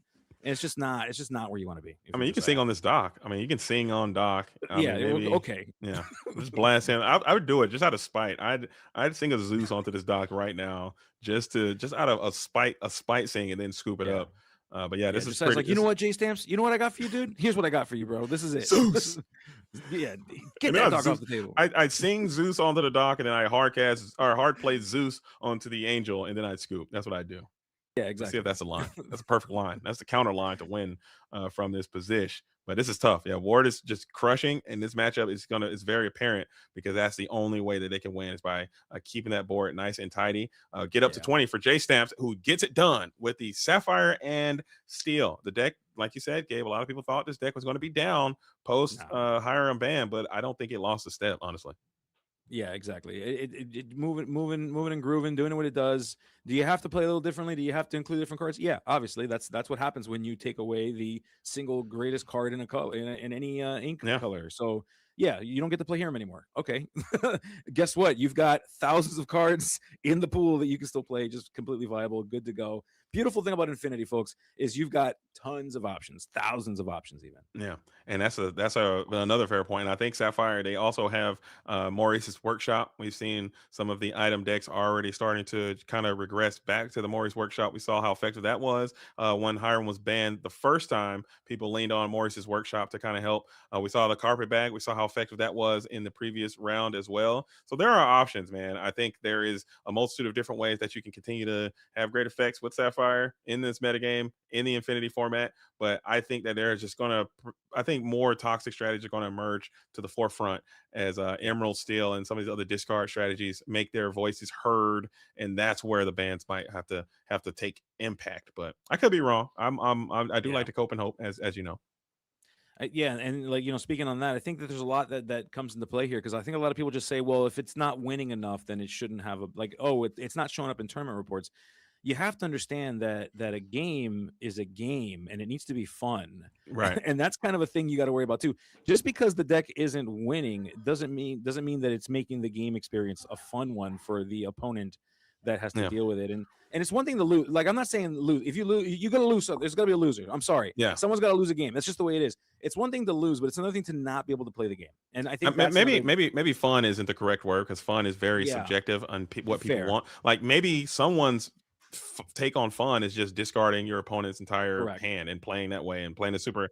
That's people. That might be someone's version of fun, but I think your player experience and how they feel when they interact with your product is something Yeah. that if I'm a corporation, I want to keep that information very high on my priority list. Okay. Yeah. And if people are engaging with your game in a negative way because of the way that it works, then that's probably not a good thing for you. And you got to change something in order to ensure that the most amount of people, not everybody, because you're never going to be able to please everybody all the time, but you want to make sure that the most amount of people are engaging with your product in a positive way. And that's all you could ever hope for or ask for as a company. Exactly. So, Exactly. So yeah. So for all you out there, you got to think about all these. There's levels to this, my friends. There's levels to this. Never forget that. But now we got Jay Stamps, who's going to be on the play this time. Josiah Bell, the cat is out of the bag. We're on that blue, steel, kiwi, ward, aggro, tempo, mid-range style strategy. What does Josiah need to do, Gabe? I'm asking you. You're on the hot seat. If you're Josiah Bell, how do you win, man? What do you got to do? I need J Stamps to not open up with a series of awarded characters. That's number one. So number one is I need J Stamps to get a little bit unlucky here because I want to be able to use my songs. I built this deck to be a songs singing strategy. I've got all these songs in it, and the only thing I was able to sing it on last game. If I'm Josiah, it was a location, which is not exactly the use case for something like a Zeus. That's not why I brought Zeus here. Was to put half the damage on a McDuck Manor. So J Stamps is going to have to be a little bit unlucky. Is the first part. So something like this is not where you want to be. You seeing again warded characters is not what Josiah wants to see. So already failing that first litmus test. So Josiah's going to have to figure out the rest of it on his own. I can't help you anymore, dude. Especially not coming out with a one-cost character on your own on the play. You'd like to start with that Cindy at a minimum, but having that underdog splatter Phoenix hit the board on turn number one. Now you got a 2-questing warded character up and no one to accost. Never mind, Angel can accost the Splatter Phoenix, who only has a 1-2 stat line. Ridiculous stat line, by the way. It is, it is, especially for with the ward and all that. But I mean, not what you want to see. A full, fair priced Angel. We love discounts here. Okay, discounts is the name of the game, and we paid the full price for that Angel. As we see Popsicle, Garrick's favorite card, finding its way onto the table here. Gotta love to see whenever I can get an opportunity to make Garrick happy, I'd love to do it. And Garrick, here's a Popsicle for you, buddy. Yeah, he loves Popsicle. I'm sure he's so happy and excited to see that Popsicle is making another dynamic debut. Ink Runner now into the Inkwell 2-cost character. A Smee here would be a pretty nice curve. And no, it is just going to be another Fortis Sphere. So we're going to cycle a couple items this turn. And pop for the bell. Great turn. Steel popsicle, as we like to call it. We find, that bell finding its way. So it's very similar lineup here as what we saw in game one, JDZ. The bell came out pretty early in the game. We had that Splatter Phoenix coming out a little early as well. So this board is looking pretty familiar to Josiah, and Josiah with the same kind of thought process here. We're seeing, again, singing a Cood. Can we do something with this? What do we have? Can Josiah put anything down here that can help to start to set this board up? Let's find out. Maybe you can go ink and play that beast on this turn here would be really nice. And there he is. The tragic Oh, hero comes out super early thanks to this Akud Edamudi, and this thing might be able to net you a few cards. Currently, right now, there is no Alice in play, and you don't have access to a bodyguard yet. And you probably could sing on this beast, but is that really what you want to do?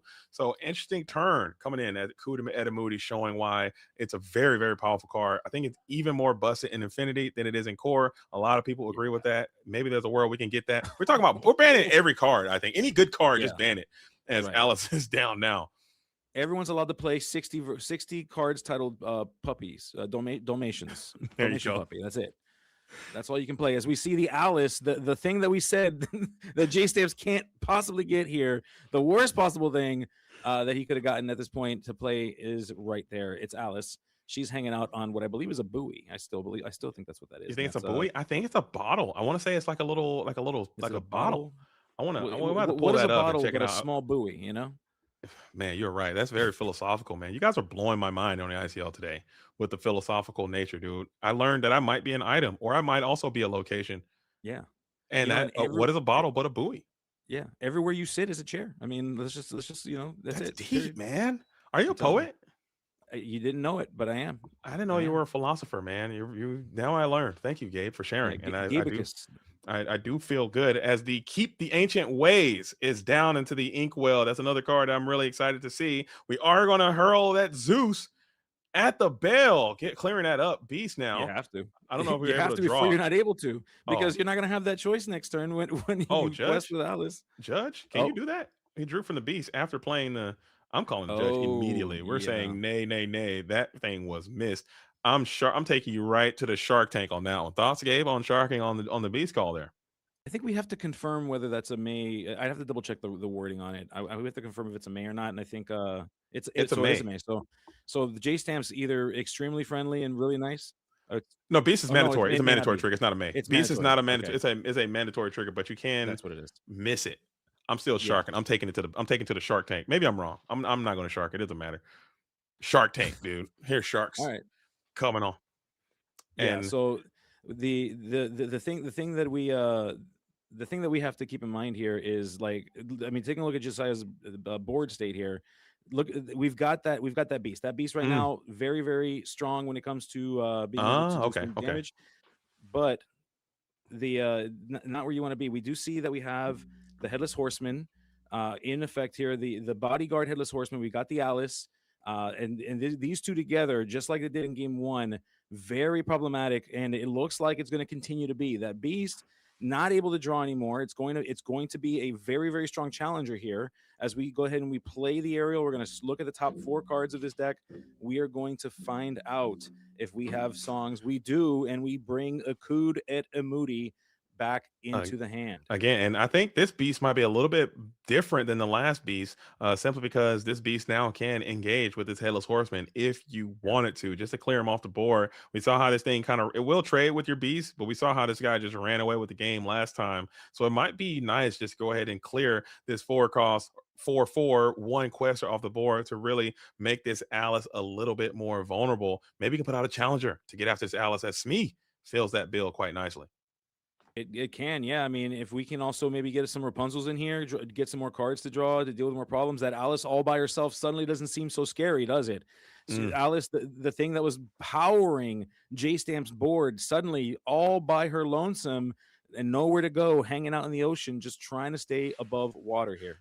Trying to stay afloat. I guess we could slam another bodyguard. We're grabbing up 4 ink. No, that's only 3. As another one, Alice is going to be back to back in akimbo. 1 cost coming through. It's the Doc. Never mind, Dr. Bolt Knight.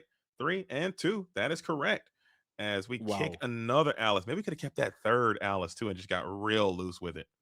Yeah, that Alice chain would have been nuts, because every time she quests, she gives another character +1 lore. You just keep chaining that up. That would have been a real problem here. Now, the questing power on J Stamp's side is fantastic. Josiah's going to have to deal with this board, as J Stamp's identifying that and saying, well, I'm going to go ahead and start running for the fences here. We're going to go ahead and give the ward to the Doc because, hey, Alice already has it. So no songs for you, to at least none that can challenge or that can specifically choose my characters. Josiah, good luck. Hopefully you got something in hand that can keep up with all of this questing power. Yeah, I think at this point you just might have to keep including characters to the field of play, and then using your Smee and your Ariel, and just start turning them into challenges, man. Just start clearing these Alices whenever they become exerted, and there's not a robust bodyguard protecting these warded two questing ward giving characters. Also, you open up yourself for a Rapunzel. We see the gifted with healing on screen right now. Maybe there's a world where you can get some value from this Rapunzel, but those Alices only have that one string, so you're not getting as much value from Rapunzel as you would like either. So it's a dog eat dog world out here, and it might be time to start challenging. Can you win that race in time, though? Is the question you got to ask yourself. Not if you're paying the hard price of a Nakuda and a Moody just to draw a card. That's not the way you do that. You got to be able to keep getting characters down here. So that tells me not in a great state with our hand here. Josiah played the Nakuda and a Moody just to draw a card. 3 to draw 1 if we don't have a character to follow it up with, or unless no. So we're paying 6 for a 4-cost character if we even have one. We do. It is Pete, the games referee. That is the world's most expensive games referee we've ever seen played. That could have been really nice if you if you had something cooler to play. Maybe not. You would like to sing those Akuds and really get some value out of those. As I was just talking about Akud Edamudi needing to eat a ban in this situation, that did not look ban worthy at all. It looked very feeble. No actions coming in, as Pete Games Referee does also serve a function as a pretty capable, challenging character that can kind of help combat this board if in the event that you were able to find another bodyguard. So that is a good thing you got going for you. You don't have to worry about any songs as well. So your Ariel should be relatively safe to come back for the next turn. Yeah. Yeah, I mean, you have to imagine the amount of, oh goodness, speaking of pressure, the amount of pressure on Josiah to just keep characters on the table, willing to take such a down tempo turn that last turn just to have a character that has strength on it. In Pete, we see J Stamps here using the dock to challenge into the Bumbling Mate, something that's easy to do because Bumbling Mate keeps tripping on itself. And so, just trying to fend this off. J Stamps all the way up to 8 right now. You've got that Alice paired up with that Headless Horseman, a combo that has proved to be very, very strong, very effective here, protecting one another, taking care of each other. They're best friends, and they're hanging tight here. As Josiah wants to break this friendship up. And let me tell you what, You Have Forgotten Me would have been nice to break up your friendships. I know my friends get mad at me when I play on them, but we see Cinderella. She's here and she's scary, and we got some problems here. This Cinderella is a formidable challenger that resists. You think that ward is good? Resist 2 might be a little bit better, and we have the time to get through with that 3 questing power coming in from this Cinderella Stout-Hearted. The spice is in as the You Have Forgotten Me and Cinderella in the same deck in the same turn, looking good, but do you take the risk now and send this? I like this play a lot, Gabe. Seeing the tenacity coming through with the Pete and the Ariel getting into the Headless Horseman. We got a game here, folks. What are you going to do about this Stout-Hearted now? She's on you. She's that's scary. Alice right now is gotta be shaking in her boots. You got 2 cards, just drew a card. You got 3 cards. So J Stamps very limited, getting dwindling down on resources here, having to decide what is it that you're going to do, because a stout-hearted Cinderella is a problem, folks. And it's an even bigger problem if we can get a song off. At this point, Akud Edamudi says that whenever he plays it, you draw a card and Cinderella can challenge ready characters. So we see Pete going to slow down the ability to attack ready characters on that side, because now we can't play any actions, and we've got the bundled up Lilo. Pretty good answers, I gotta say. Oh no! Another one. Holy! And we are absolutely cooking as we have another Cinderella Stout-Hearted off the tizzy. 1 was bad. 2 is absolutely the worst. I do not believe there's a single out to this character in the entire deck. I don't think you have a combination of cards that you can play to get the Cinderella Stout-Hearted off in any type of equitable fashion. Now your game plan is going to have to try to continue to stay warded up and bodyguarded up and hope for better days that you can maybe build a board wide enough to single quest your way out of this. Maybe is the path to victory. But these Cinderella Stout-Hearted also quest for 3, Gabe, and they are putting 6 on the board every turn. They are. So you think you can't really outrun the race. You can stop them from. So here we're seeing it again. Another Pete Lilo combo. This is pretty good here, because this is going to prevent Josiah from being able to play songs again for a second turn in a row. J Stamp's kind of dictating what happens here. Josiah's choosing the quest with the Alice, putting that Alice in danger here is going to give probably that Lilo an extra lore. Going to go ahead and quest with it. So a quest for 3 now, going all the way up to 13, putting J Stamps in a position where he can win this game in one more quest out if Josiah were to just pass out in his seat and not do anything and not Yeah, challenge anything. I like But this turn. Josiah's going to have to deal with this. This is strong. This is a very strong turn. Yeah, another peak with these double Lilo bundled up, and those Lilos are actually really nice. They're going to require 2 hits on them to get them off the board, and they are questing for 2 as well. So you are in a pretty okay spot if you're Josiah Bell, but J Stamps might have just secured a checkmate. Can't play it because you got Pete Games referee is in play. Oh, Thoughts, Judge? Is that? yeah, yeah. So you might want to stop that. Hold on. We're seeing pause. We're seeing a pause. J Stamp's recognizing Oh, there it and is. declaring it. Yeah. So, but here, rough part is that Josiah did see that card, did draw that card. So a judge is going to have to come in here and resolve that, unfortunately. Yeah, that is the judge is gonna have to be here, but still no harm, no foul. I mean, the game state is pretty good. You just put the card back into the deck, maybe shuffle that deck, add that Storm Rage on back to the hand, and Bob's your uncle, I believe. So, but now looking at this board, we have this warded Alice, we have this warded Lilo, we have 2 Pete's and another Lilo. Do you even have enough time to get through both of these Lilos if we just do a full on exert next turn? Um, I'm gonna say unless we can put out multiple characters here that can challenge enough to slow it down. I no, I think this game's got to be over. I think. Yeah, I I think mean, you gotta put out. I think you need 2 characters here at a yeah, minimum, and you know that one of those cards in hand is a Storm Rage yeah, on. So that is that is something that you have in the back of your mind as well. As J Stamps did get a chance to get some hidden information, so maybe you can send a Storm into one of the Lilos, maybe challenge Lilo Storm.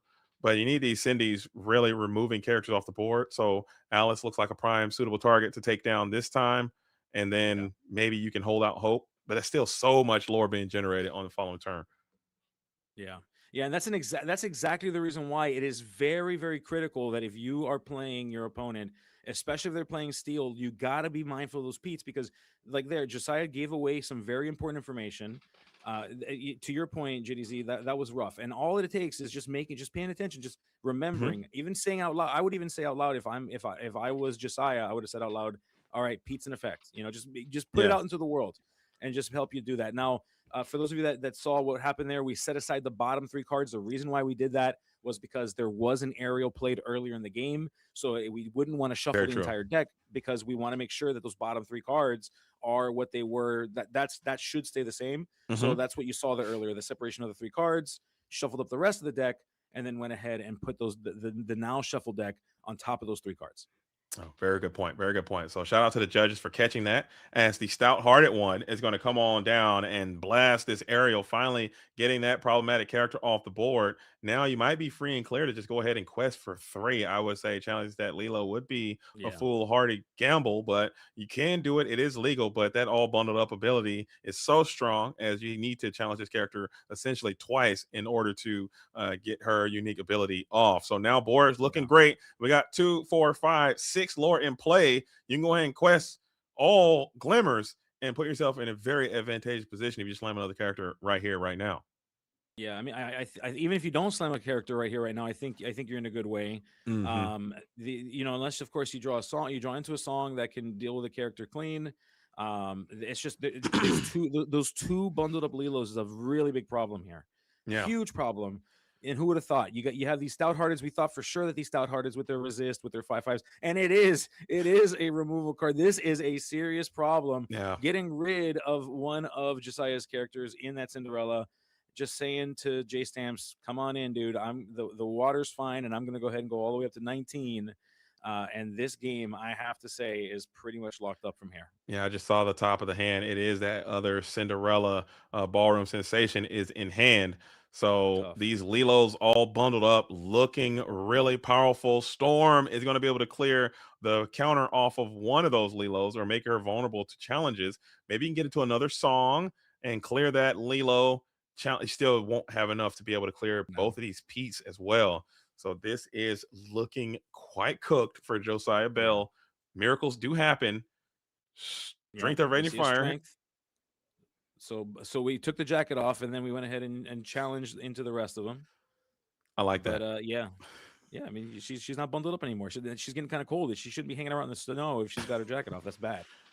as that will Oh get yeah. it done. The virtual fist bump comes across the screen as Jay Stamps showing that blue still is not dead. It is back and better than ever. Kiwi getting loose, getting busy, getting active. And I believe that strategy is going to be a high impact call coming into DLC in Dortmund, as well as Disney World Con Challenge in Indianapolis, because that seemed like a very viable way to play. Just ward up, quest out, Yeah. do something you can't, and win. Okay. But taking another away from Josiah there. I mean that combo I really like seeing that Alice comboed up with the headless horseman. I thought that was Mhm. really strong. We saw that happen a couple times. Now imagine doing the same thing with the Lilo bundled up. It's crazy. That deck is going to be a problem. I And I might think I might that have to be looking at that when I play. Maybe yeah. we might have an Infinity set championships, or maybe there's some Infinity events that I might get a Ooh, chance to play at. I think that might be the deck that I look forward to. It seems like it's got a lot of high impact. It doesn't seem like it requires too much frequency. It seems like it goes quick, and that's all I need in these Infinity matches. I can't be sitting out here playing no, Lorcana for 15 hours one at a time every single time, Gabe. I can't do that anymore. no, So no. maybe I'm a Kiwi man now. We'll see how it goes. Ward, You know, lock it in. and look at you. You got the blue coat on already. You're already dressed for the occasion, dude. I'm in. You're already there. We're in. We're Kiwi boys. Or maybe we just do Crazy. straight all war. Uh-oh. And we got shout out Betchy. Yo, shout out Betchy. Where's my pistol? I can't even guns up in here as Betchy the real one as we jump over to the never shift, MVR shift, I call him, out here on the ICL on a Tuesday. This is Infinity Night. This is our bonus backup feature match after that 2-0. It looks like we have MVR Betchy versus Sean McIntyre of Team Luxury. What a game. Oh goodness gracious! And I'm seeing three of my favorite bird all over the place here. I see two of them over on Betchy's side. Diablo, we got and in the Amethyst Emerald strategy. So we're seeing an Amethyst Emerald Diablo deck going up against Sean's Emerald Steel deck. You love to see it. At least I do, as I mentioned before. That I'm Diablo looks like it's going wild and keeping those ancient ways alive. 100% disgusted. Okay, I do not enjoy. Sign me up for the match we just seen. Anytime it's green, it's the green, it's the green, it's the green you don't need. Okay, green is yuck. And honestly, gay, which is kind of sad. Green is my favorite color in Mine in too. the world, in my normal Yeah. life. And I love it as the Peter Pan Shadow Finder. Oh, You love thought it. you didn't. You thought, and Diablo is going to fall there. And we have the ability to use this Cheshire Cat to move that damage off of this evasive rushing character. Yeah, this is wild. Now, a Ward again. We're seeing Ward in this game, just like we saw it in the last game here. That muses with the Ward makes that Cheshire Cat a little bit weird when it comes to moving stuff around. But if we can start singing stuff, we can start moving things away. We could potentially still be in this game. Still early here. It's still early times, as we can see, as indicated by the lore pips on the top left and right. We are currently in game 3. Both players have won a game, so this is it. This is for all the marbles here. They are fighting for the final for this final time tonight. These two players to try to win it out. So they've seen each other's deck. They know each other's strategy. They just need to go ahead and commit and execute and survive and win this thing to be able to win it out for their teams. I might be all in on this Emerald Amethyst as well. I'm liking the way this deck looks. We saw it featured in a first round Emerald Amethyst. That was more of a tempo, more of an aggro tempo type build. This one seems to be more of a tempo, maybe mid range, maybe some control elements type build. So it seems like there's a lot of ways that you can play this Amber and Ooh. Emerald strategy, as we are going to bounce the Cheshire Cat back to the hand with the We Don't Talk About Bruno, get a discard here, and then the muses can also send another character back to hand if they so desire. Yeah, the muses really super power these songs. I mean, the Emerald songs that deal with characters already great on their own. We Don't Talk About Bruno, fantastic card. Mother Knows Best, great card. Bippity Yeah. boppity boo. Love that card. The great cards. They are supercharged, just overpowered here with cards like the muses. This is another one of those cards that we've been talking about. Like, does it approach the line or does it exceed the line? I think the muses falls into that conversation, especially because a lot of people feel, and I think justifiably so, if you got a ward, you probably shouldn't have an effect like that unless you're Right. forced to exert in order to do it. And I can respect that opinion. Maybe an errata over a ban I and like say, that. hey, this only works if you're exerted. Yeah, Or I can not. live Yeah, with you probably can continue on with the ban ideology and just maybe retrain it or reprint it, make another yeah, copy of the car, and maybe you give it yeah. like a boost ability, or maybe you give it like an exert ability, or hey, something like I that. like it. Once per turn ability would even be a step in the right direction. The fact that you can do muses, but you can do it multiple times, is when it really starts to Yeah, spiral out and becomes this a very, very obnoxious thing. But I like the card. I personally think muses is more fair than some of the other things that we have. But if we get down that list and Muses comes up, I wouldn't lose a single iota of sleep if Muses is you're removed from this like game. bye muses, bye. Bye. See ya. Freaking see ya, bud. As we get another sneak Yeah. peek of the hand, and it is Oh, that Max Goof. So you have the Max Goof Muses combination established here. you do, That's and you got gross. two disgusting birds, two of those devoted heralds. They love you so much; they're so devoted, so devoted, in fact, that we got two of them in hand. That's crazy. Ugh. Yeah.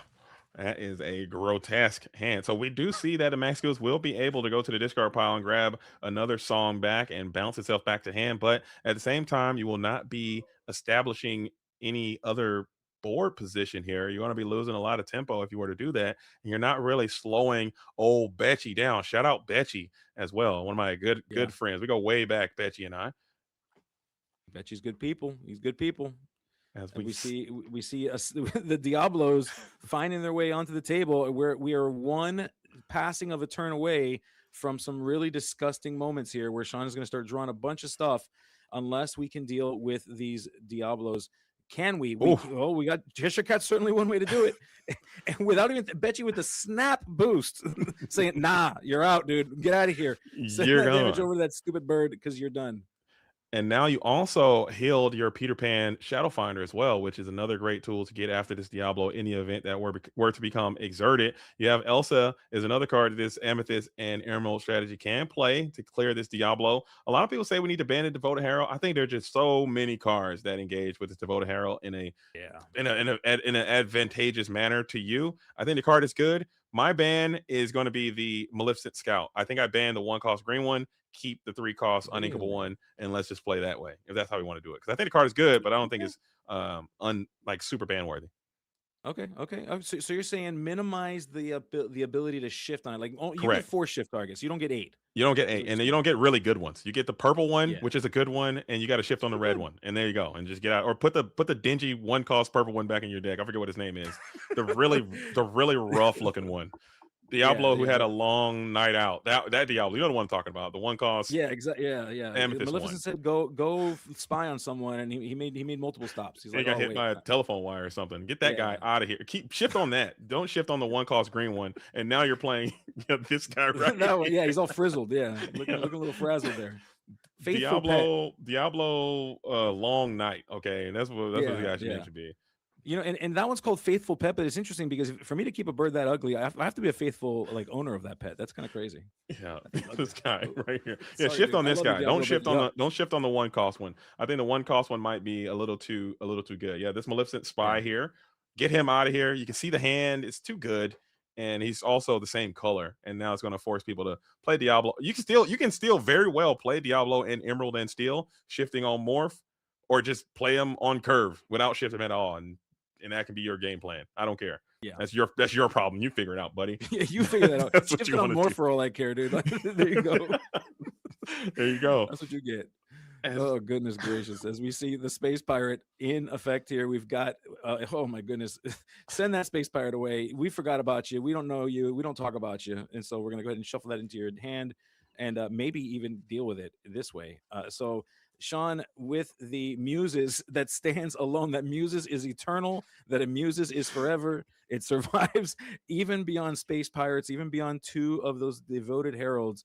The muses is immortal. It cannot be dealt it's with. it's Apparently, it's basically crazy. a fixture of the board.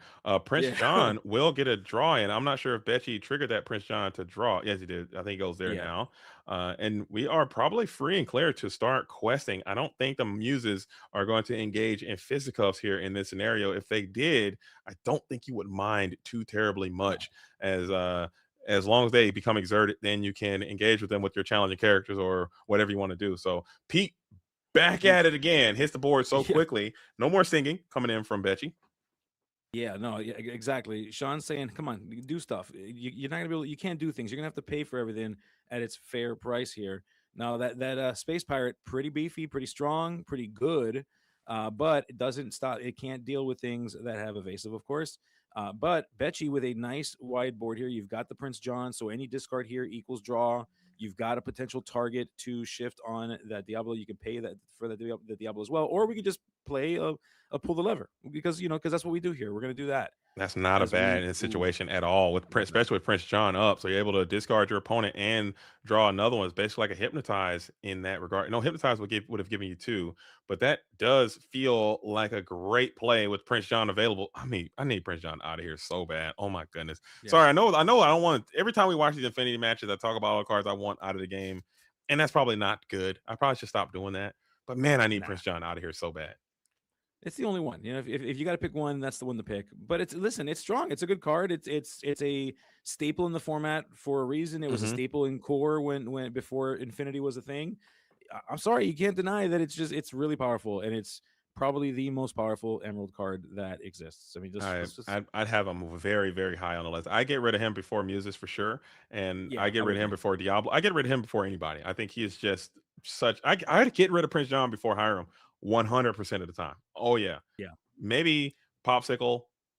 I still get rid of him before Popsicle. I think he's just so obnoxious and just annoying, and just creates these very silly things. Ursula yeah. DOA is on the play, on the board, looking ready to sing. But do you have any viable targets? This still, you're not out of the woods if you are Betchy. If we can get this Ursula to come in and Yeah. survive, and next turn, never Oh, mind. oh, We're yeah. singing on the Dumble right now. You'd like to save it. You'd like to save that to potentially use with the DOA with the Deceiver of All, because that would allow that Muses to then target multiple characters. But you have to deal with the board. You can't just let it be here. And so Sean recognizing that, saying, "Well, maybe I get oh goodness gracious, I saw Sean spread out would look like 20 cards, and I thought it was his hand. He was looking through his discard pile, folks. We're Mm. fine. We're good. And yeah, Oh I think goodness, that's also a great point too. Like you couldn't risk keeping that strength of raging yeah, fire in hand with all discard options available. Prince John being there, the Elsa now coming through, clearing your Deceiver of All. So I guess I understand why you had to do it, but it would have been so nice if that just feels Ursula so could have bad. ripped that strength of raging fire, and then the music could start bouncing, and you could probably turn the tides a little bit as Diablo is shifted in. Elsa Goodness now gracious. ready to challenge. Listen, Betchy draws when Sean discards, and Betchy draws when Sean draws. This is fair. This seems like the most fair Yeah, thing you this could is do. so good. This is this is This is this just is the great. Lorcana Steve Warner wanted, I'm assuming, when Yeah, they designed this game. yeah. How Steve about we Warner make, and yeah, John Lorcana. peak, just like your fathers used to do, man. Hopefully this game is around in 20 years and people look back at this like, what were they doing? This is What were crazy. they doing?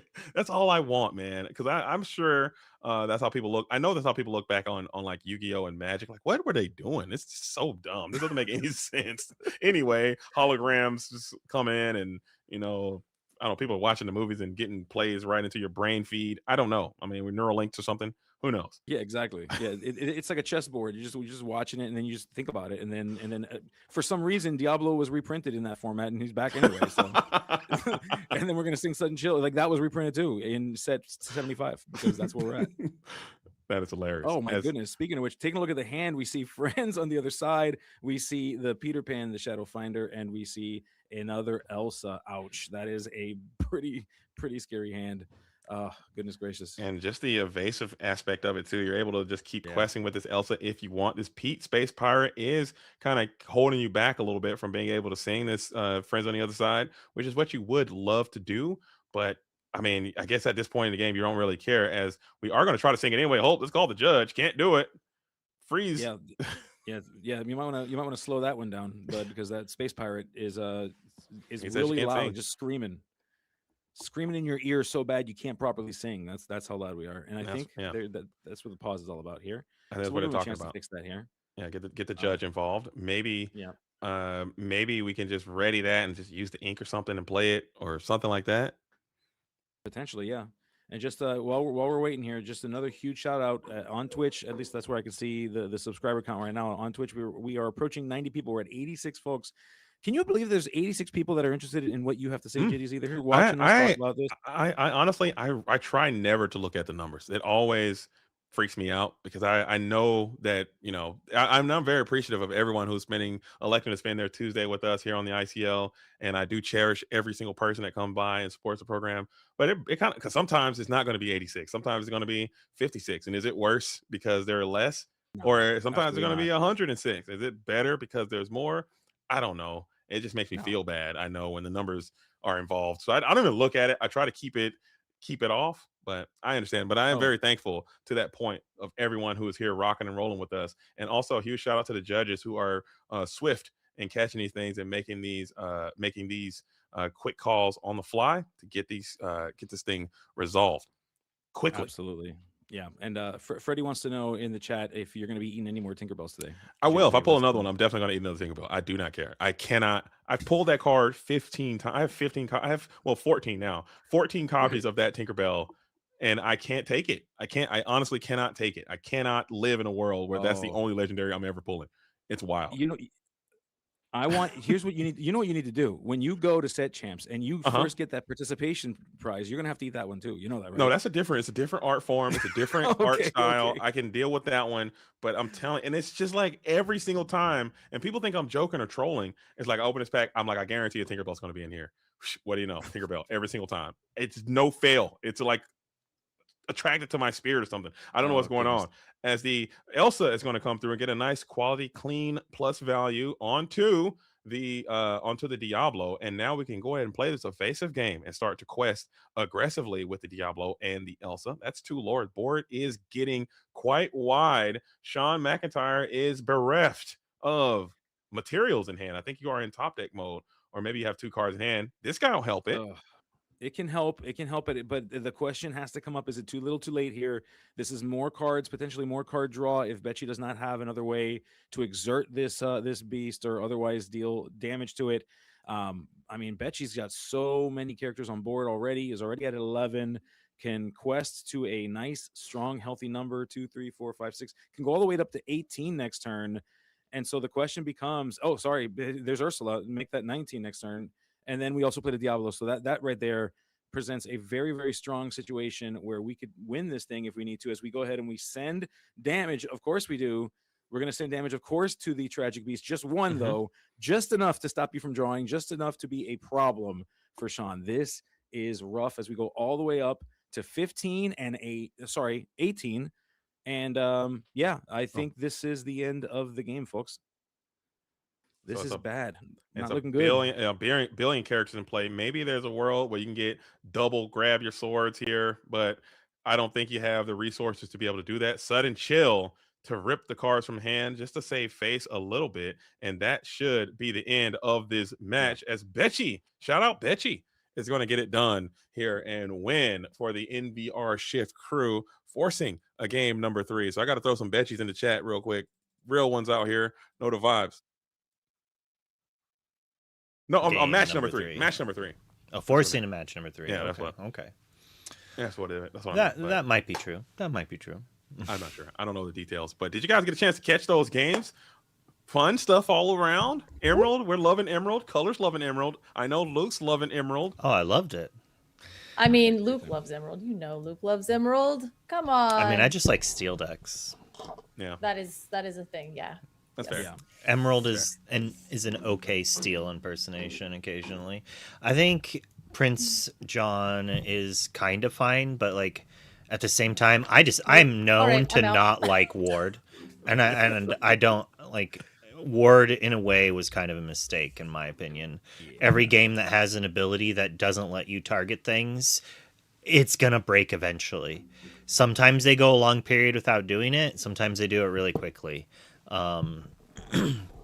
We do now kind of have a few anti-ward cards.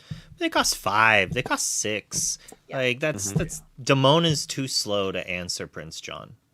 Too slow to answer Bucky. Yeah, I think Probably that warded 3 close costs for Muse. are not okay. Yeah.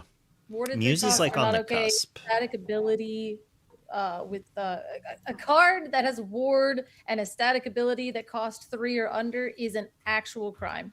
Yeah, So we saw to that point in that round it's number like one that Gabe and I just did. We saw the Sapphire Steel Yeah. Kiwi deck kind of run over the Amber Steel deck because they were really leaning behind the ward keyword and the bodyguard keyword, and they just kind of ran them right off the board. So maybe you guys are onto something. Ban ward as well. We got our ban list is like 200 I cards long. I, Mine is I do I like mean- ward. I do like it as a thing, but if it's going to have a static ability, it should be a high cost character because it should be in line with the removal of the game. Mm. Like if you're going to have a warded static ability on you, you need to be susceptible to a board wipe or to something of that nature. Right. And if Well, it you're needs not, to be more get than outta just here. a board wipe. Like, well, yeah, Sisu works and you know that kind of thing. Like Sisu, I would consider a one-sided board wipe. well, I I'm think just saying, Prince like John- that shouldn't be the only way to answer the card. It would be nice to have more ways than a How does it? expensive Doesn't board Magic wipe. have ward?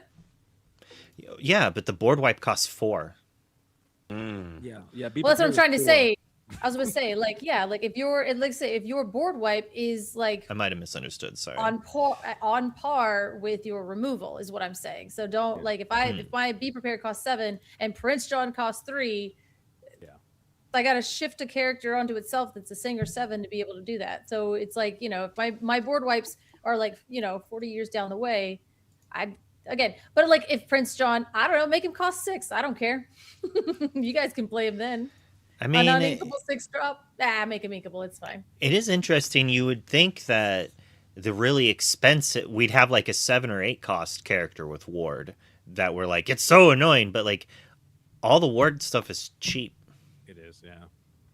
Yeah, it's like a lot of mid-tempo stuff. Like it's like a mid-range. It's like mid-range haven for ward, and I think you know the point is very salient here. I think that the issue is if it's static and you don't have to turn that character sideways for it to be effective, that's the problem, right? So I think as long as it said like while this character is exerted, okay. Yeah, you but know then what? but then a lot of those comments just become absolutely unplayable, right?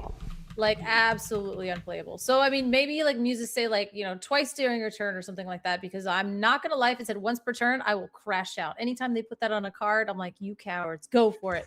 Do the whole thing. Do the whole thing. See how many times I can loop this until you know, ban it and probably put once per turn. But at the same time, like I like muses because I think it's a fun card. I don't like getting locked by muses and then not having an answer until I get to my 8 cost character, right? Oh, all right. Bye bye, JD and Gabe. We will bye. see you later. Hey, oh great, Prince John's just already on there. And we are going to Robot Queen. All right, so some more steel, some more items. This is Baymax, my favorite character there. What's the quality on the oh, okay, cool. I was like, I can't read the video, but I can. It was just my internet. Love that. Okay, so we have some steel deck against a turn 1 lady. So we do love that. Just kidding, it's not lady, it's a daisy. A little different. It's probably pretty good here against things like Robot Queen. I think he was Baymax was planning on eating up a pesky Angel or Cinderella with that, or any aggressive early start outside of. Is on the right. I meant to say Baymax. No, I Caleb's meant, like, happy to have. Oh, you see what I'm saying? ha ha ha ha. Yes, I see what you're saying. And we're gonna quest with the daisy, flip a card, and we're gonna get a bell into our hand, which is actually kind of really good, right? Isn't the Robot Queen, is when you banish it, or is it has to be? Is that the cost is banishing it, so bell doesn't trigger the Robot Queen? If you were to play a bell, banishing the Robot Queen, as far as I'm aware, you can't banish it again because it's no longer in play. Let's see. So the cost. I don't- The cost is to banish it. I don't even think it would be in play to see it come into play if it was just a trigger that didn't require banishing. In general, I don't think we can get away with that. I'll play bell. Pop the Robot Queen. Hold priority. No, I'm just kidding. And here we go. Let's see. We do have a Tipo. So this is the Sapphire Steel against a very aggressive Amber deck. I don't know if we know our second color yet, but Tipo down into the Inkwell, paying 3 to play our own bell. So we are going to pop the Robot Queen. And it does exactly what I thought it did. Thank you. So we pop the Robot Queen to then do 2 damage to the Rhino. That's what I was asking, and that's the synergy I was talking about. But then Luke was like, no, I don't think you could do that. Caleb just played the... Oh, he just played it, right. Yeah, he didn't use the alternative cost. Okay, I was like wondering because he paid the 1. Got it. My gosh. Well, we went Lady into a Piglet, which I did not miss seeing that. So we are just going to go ahead and do double quest. We're going to get a Sail the Azurite Sea because this deck is full of actions. And we're going to get a Fishbone Quill because it's also full of items. Daisy whiffing 2 times and sending both of those items to the bottom of their deck. Now, we are able to challenge in, but this Scrooge McDuck is going to be able to find us another item. And it does come in challenging at a 4/4. But we see that Baymax is at 6 lore right now. But having that Lady Piglet in their situation, now we might be able to do something about it. Singing any type of Seal song to get rid of that Lady or Piglet at least would be helpful. Yeah, Baymax here has an insane amount of pressure. Already at 6 lore with an additional, like the ability to go up to 15 if Caleb doesn't do anything. We're at least taking down one of them, which drops us down to only going to 13. While we have 2 cards left in hand. But as you were mentioning, there's a lot of cards in Caleb's deck that do not get put into his hand from Daisy. So while Daisy is good in core, she's way better in Infinity. Oh, absolutely. Now, the only thing I might say here is that potentially Daisy did dig Caleb a little bit further down in their deck to try to get to some characters which would be with some board presence. So, I mean, drawing a Fishbone Quill at this point probably would be unfortunate. So, Daisy might have actually helped us in that aspect because Daisy's going to actually do some challenging here as we go ahead and do a whole bunch of things. Singing Storm on the bell to draw a card and get rid of one of these... some of the pressure that's going to be put on our characters while drawing 3 cards on Rapunzel. There it is. I absolutely forgot about this card. I was like, why would Daisy do any challenging? That's why, she's going to heal it off and draw 3 cards. Baymax has all the pressure, all the board, and all the cards. Well, the best Daisy is a challenge Daisy. She's hands down the best Daisy in the game. You're not giving your opponent stuff. She has all of the willpower, and that's why right there is just works. She works so well with Rapunzel, and it's something we haven't been able to see since rotation.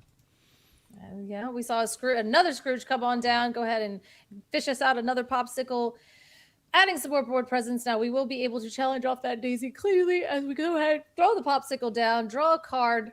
And I mean, this Scrooge McDuck, y'all were talking about hero bands. I think this Scrooge is egregious, but maybe that's just me.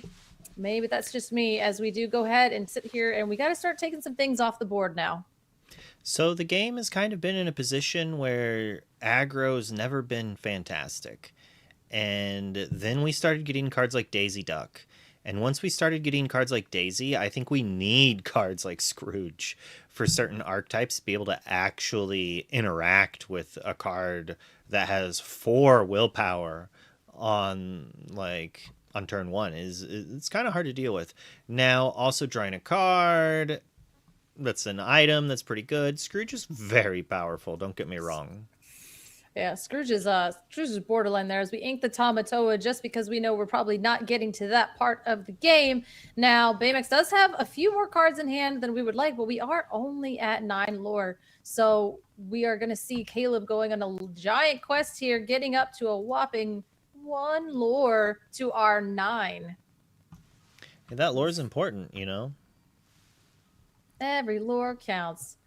But if you're not at 20, then it doesn't count enough. So Baymax here has a lot of options. We got a lot of cards in hand, especially being able to draw from that Rapunzel, being able to refill. Nope, we haven't refilled anything else other than just like the Rapunzel. It's just so egregious. I'm like, I can see the shadow of all of the cards again. But on Caleb's side, we saw him doing everything he wanted, being able to play that Scrooge, getting the Popsicle, being able to play the bell, popping the Popsicle with the other bell.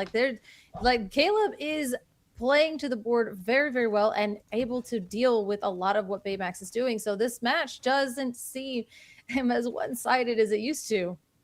Yeah, I mean, and that's the power of the Scrooge McDuck, being able to take down those pesky daisies. And, you know, Baymax could have been at a little bit of a higher lore, but he opted to try to draw some cards off of his Rapunzel and sing some removal with his lady.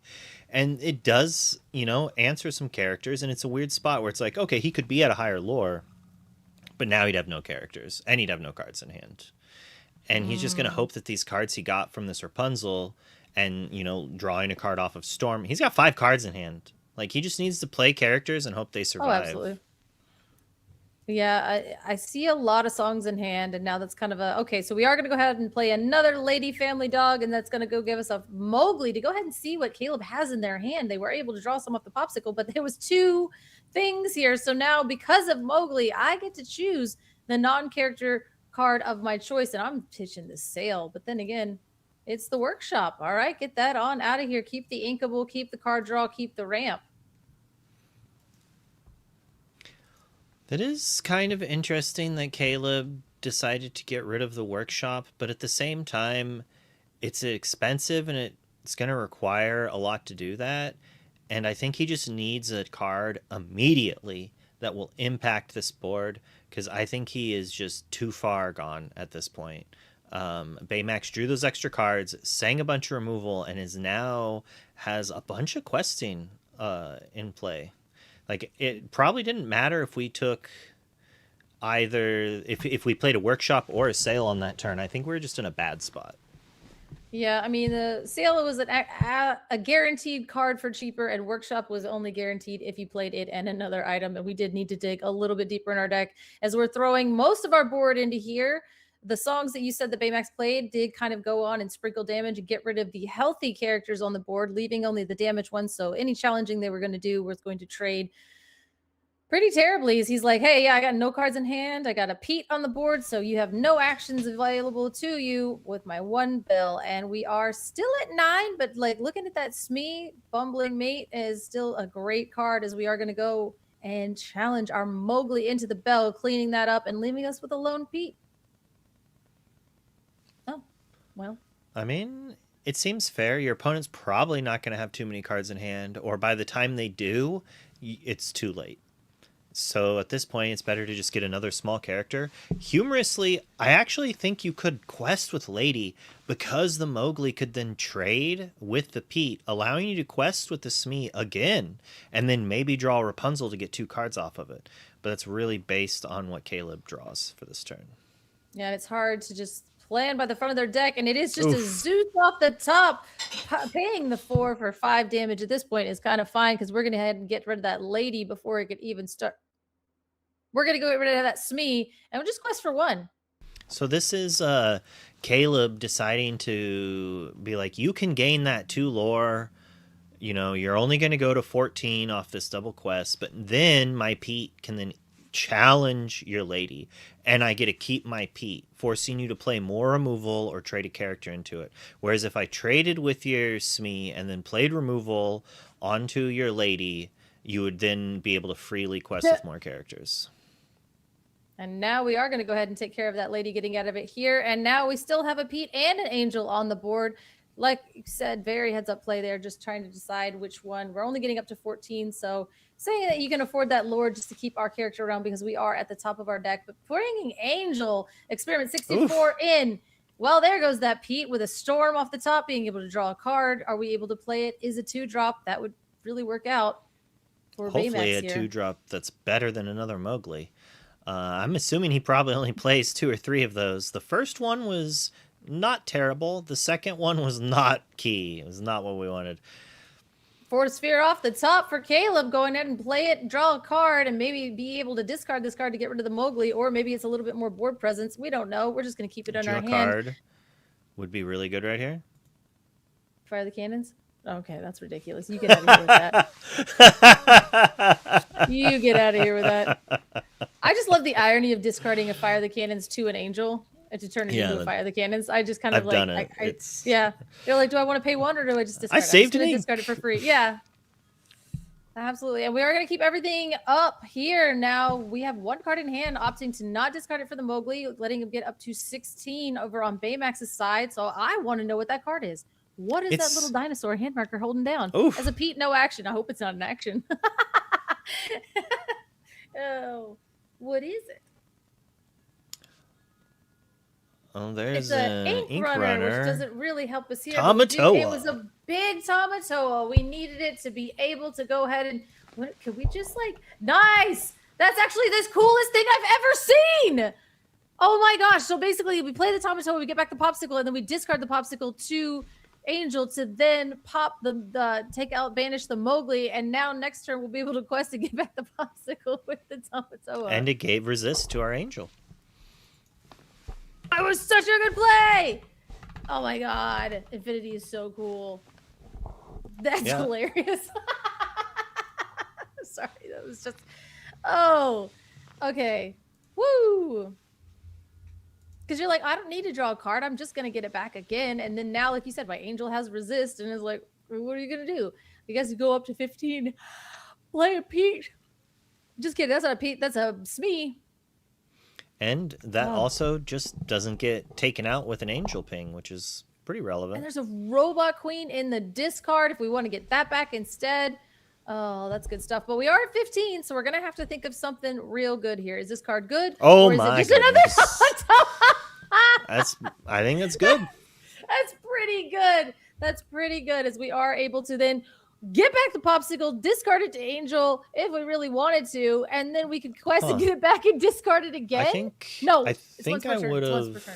It's once per I guess it doesn't matter the order turn. here. It's still two But I damage. get another item, ink it, play the popsicle, draw a card, discard that card to put 2 damage on Smee, and then challenge the Mowgli with the angel. We would then like not have any cards left in hand, and we'd be able to make it that Smee can't really quest more than once. We do open our opponent up to a Rapunzel though, and maybe that's just too dangerous. Inking the popsicle here to then play the popsicle because we have this infinite loop machine right here, and I think we're gonna banish the Fortisphere as well to give bodyguard to the Tamatoa, so then we might be able to turn our angel sideways to challenge in. We're questing. We're trying to get as much lore as we can as fast as we can. Oh, Caleb is a genius, and I love every bit I of don't- this. Oh my gosh, I like it. I don't care. See, We did the game reason actions. I don't like it because if I'm Caleb, I want Baymax throwing his Smee at my angel because he would have to use his Smee and his Pete to take out Angel. And I even would then, never that do doesn't even that. take it out. It has resist 2, correct? It wouldn't even take out the Yeah. Angel. So Yeah, I I would would have never just do that. played the popsicle, draw a card, discard it. And then this way, next turn, our Tamatoas are questing for more. Because we have to end this game quickly if Yeah, Baymax there's is just no- playing characters. I would never do that. I would just quest. There's no way I'm challenging into that angel because here's the thing. Like, we do have a Rapunzel in hand and we go ahead and play that, but I'm like, there is zero shot of Baymax throwing into the angel there. I mean, like, the game at this point is to win it before those Tamatoas can start doing just egregious things. There's fighting back on this board is just going to lose you the game So- faster. If we drew, I mean, we have a few outs. That's one of them. I was just gonna say maybe we have in device, you know. No, but, I meant for we just got Baymax, like Zeus. he's kind of yeah. I was like, Zeus is the literal card. Oh my goodness. Oh my goodness. That is crazy. No, this is the time where Sapphire gets on the board and you know, you are I was just basically saying like we're at 18 and that's a good place to be. So maybe if like Sapphire, like Amber still doesn't really have any warded characters with 2 lore on them, do they? Because that is literally our only out to this playing into this Sapphire Steel deck. Is we're just like, you got double Tamatoa. Amber still cannot do anything about a double Tamatoa just being able, and then like the fact that Angel's able to discard the cards and then bring all these things back and then move, and then it's just like you're pinging for the rest of the game. And if you find another Angel, this is insane. This is so cool, and I'm so sorry, chat. I'm so sorry for everybody that's having to watch this, but I am so excited. Now, the thing with the Sapphire decks that everybody gets upset about is now it's going to take Caleb approximately 41 minutes to win this take game. him a turn to win this game. Okay. Like a turn. This game was really good. It was a super close game that came Oh, down it to like was the a last duck! turn. Yo, hold up, And though. He's not going to win. He could. He could win right here. It depends. Caleb gets to quest for 1, 10. 2, 3, 4, 5, 6, 7, 8. So if we draw an item, we win the game. We gotta draw like an right item. here if we hit an item. And we actually get to draw a few cards off the we have so Tamatoas. much trouble. I don't. If he's about to play a 6-cost Tamatoa, that probably also wins us the game. We just play a couple items and then we quest out. Like Baymax is doing everything he could do, and once again he's like representing the ability to win the game the next turn. And it's like, can you stop us? And Caleb's gonna be like, I'm gonna try. I mean, so we're gonna cards. Well, so you can't stop us because he peated. So you're gonna have to win the game. That is your only option here. Yeah. So stopping means you have to win. Okay, so we get up. We're gonna draw some cards. We got workshop. We'll draw, and so essentially, then we need to throw down two more items. Two more items. We only needed 1 before the first quest, but after the first quest, now we need 2. Because each item counted as 2 lore, but now it only counts as 1 lore. Right. We drew 2 cards, and we're thinking we can't play actions though. That's the thing. We might not win. Like maybe a Scrooge to find an item. We're playing it. I mean, because you only have 3 items, so you can't even exert it. And we didn't have any more popsicles because we inked the popsicle earlier. I mean, we have workshop, so we can at least. I don't think we have an item. That's the problem. Well, we have an item on the top of the discard right now. We have the robot queen, and we just have to have the Scrooge into. Or I guess that doesn't matter. We just need to play Scrooge and draw a 1-cost item. That's what I'm saying. I was like, you can't do that because you'd have to quest it, and then that takes your ability to quest past that point. So you can't get that item back unless you have. I don't know if it's not Baroque. Is that what it is? You got that in your deck? Merlin's carpet bag. Let's see it. Oh, that's an item. Okay, carpet bag would be so good. That's a way. If he has 2, he doesn't have it.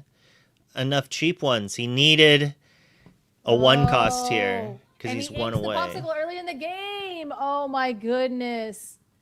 No, because he gets it back and he doesn't have it. Because then he would have to be able to play it, but then you'd have to. Oh god. So wait, what are you paying 1 for? See, this is Lorcana I like. It is so many interactions. The robot queen, but then we're gonna have to ink something to pay something, but we can't. Oh, we got a Scrooge! There's a chance! He's a chance! He's got the Scrooge! Oh my god, let's go. But he only has 1 card left in hand. And we know it's a workshop. Item, and then, oh, no, he's got 2 cards in hand. He's got 2 cards. And it's a shiny card. We don't even know what that is. Okay, he found an item. It's a... He has 3 cards. Okay, he did.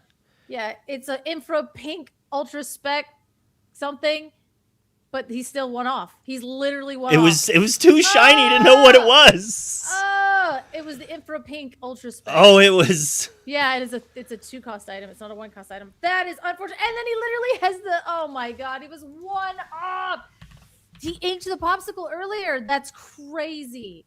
That's so crazy. We had to ink the popsicle to play the popsicle, and that is what lost it. Because if that popsicle would have been in the discard, we could have gotten it back and win the game. This only costs 1. The infra pink ultra spike. He didn't have another inkable. His hand was the sheriff. Isn't sheriff inkable? Sheriff Nottingham, no. Sheriff of Nottingham, and then the workshop. And they were uninkable, but that still would have only gotten him to 19. That still would have only gotten him to 19. So he needed to have that ahead of time. He needed to be able to play the 2 items. So he needed the infra pink and the, Ugh. That was rad. That's what I said. I was like, his only out is to win the game. The Pete into the dock was like, you have to win the game. And since we ended up digging and being at like 19, there's so many times where I'm like counting Tamatoas and I'm just like, but like, again, shout out to Baymax for what? The sheriff was not inkable. He did not have the ink. I know. He would have won the game if he had the ink. I thought you said it was inkable and he couldn't do it and he was 1 off. I was like, inkable. No. That's why he couldn't do it and that's why he was 1 off. He was 1 off ink, not lore. That makes sense. Mm-hmm. That makes sense. Oh my goodness. Yep. His all of them are uninkable. Yeah. There's like a Christoph that does the same thing with songs. He's uninkable. Man. All right.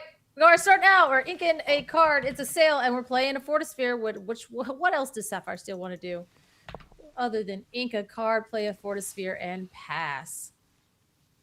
Daisy. Playing a Daisy. All right. We already saw last game how that can end up making us, like, it can get us off to the races. It's really good into the Sapphire deck because the Sapphire deck has so many items, but at the same time, Scrooge is a bananas card. As we ink one right into the inkwell, don't even care about that Scrooge because we're going to play a Tipo, hopefully, but just kidding. It is a sale, but we are on the play, so hopefully we'll be able to establish something a little bit more powerful before this Daisy pops off too many times in a row. Yeah, we either just don't have more items or we have multiple Scrooges. And Just kidding, we have more items. Infra Pink, Infra Ultra Pinks. I hate them. Infra Pink Ultra Scan Specs. I hate it. But then when Infra you play Pink it, Ultra Scan Specs. Yeah, see, you tried it and it sucks. But you can banish this item and chosen character gains alert this turn. But really what it is a 1-cost item in this deck, which is super, super powerful. You forgot part of it. When it comes into play, you draw a card and discard a card. Yeah. We already talked about that because that's why we discarded a dime right off the bat, as we do have Nani into the inkwell. Daisy flipping sideways. What are we going to get? It's a big Tamatoa, which is an ink early this game. Once you get to 6 ink, you're really not wanting to ink those Tamatoas in this deck. But right now, at 3 ink, I'll ink a Tamatoa all day. Yeah, you try really hard not to. But right now, facing a Piglet and a Daisy Duck, you're not thinking about trying to win with a Tamatoa. Now I'll just find 2 of them later, because guess what? There's 4 in the deck, unless you forgot how to build your Sapphire Steel deck. And Piglet is an egregious card here. Being able to quest for 3 with all of her friends here. We're just going to item spam. Do we have a Scrooge? We do. That's the only reason we would ink a Scrooge that early, is because we were able to play out all of our items, exert 4 items, play a free Scrooge, and then look at the top 4 cards of our deck and whiff. Fantastic. It's fine. They're all on the board. That was so much stuff done with only 4 ink. It's only 3 things. I play Steel Song. That's pathetic. Rookie numbers. You're not double singing with an Ursula 3. Like, Emerald can do it too.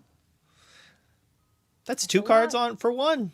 It's still fun. As we ink a Pink Games Referee, which again in Infinity is a bananas card, and Core not so much, but here we go. Now Daisy's not missing at all, just feeding us every card we need as we go Lady into Smee, which is not a Lady into Doc, but we will quest for 3, which gets us up to 7 here, going into our turn 5 ink.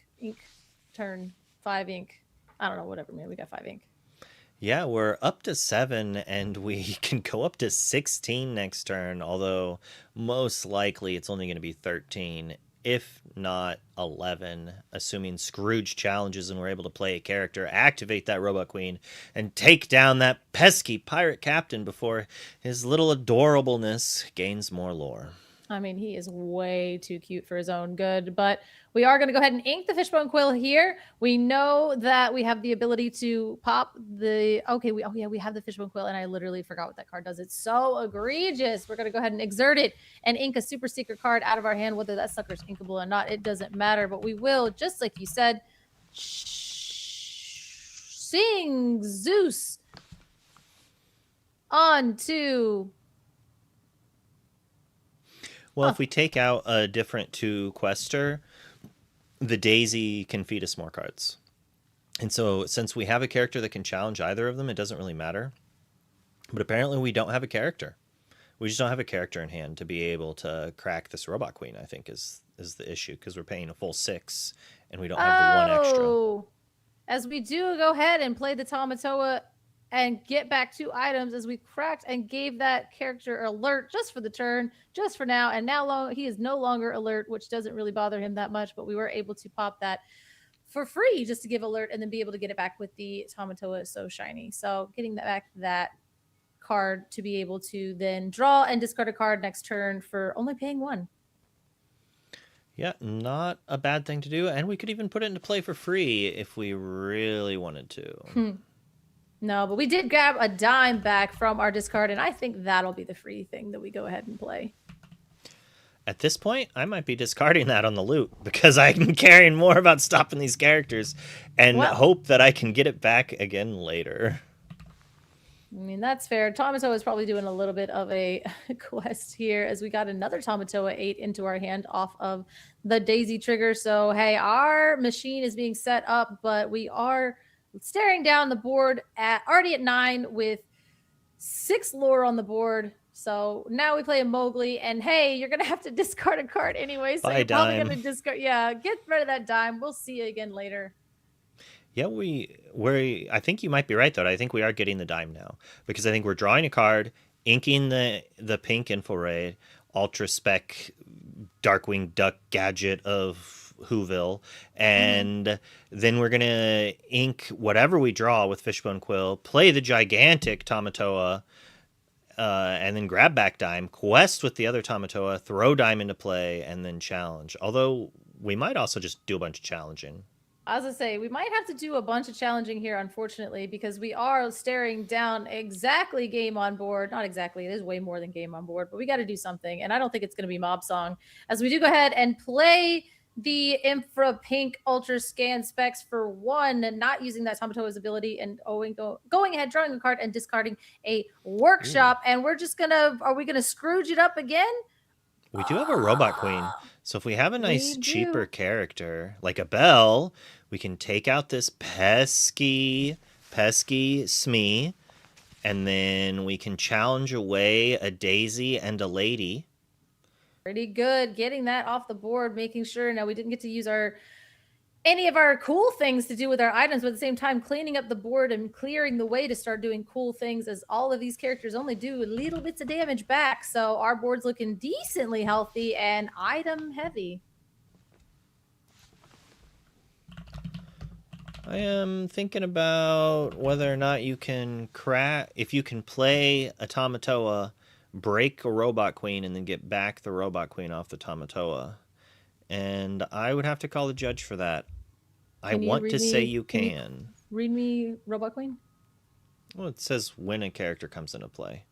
Basically, it's going to be, do you have to choose a target when you put it in the bag? And if you don't, I think you can. If you have to choose targets when it goes into the bag, I do not think you can. There is no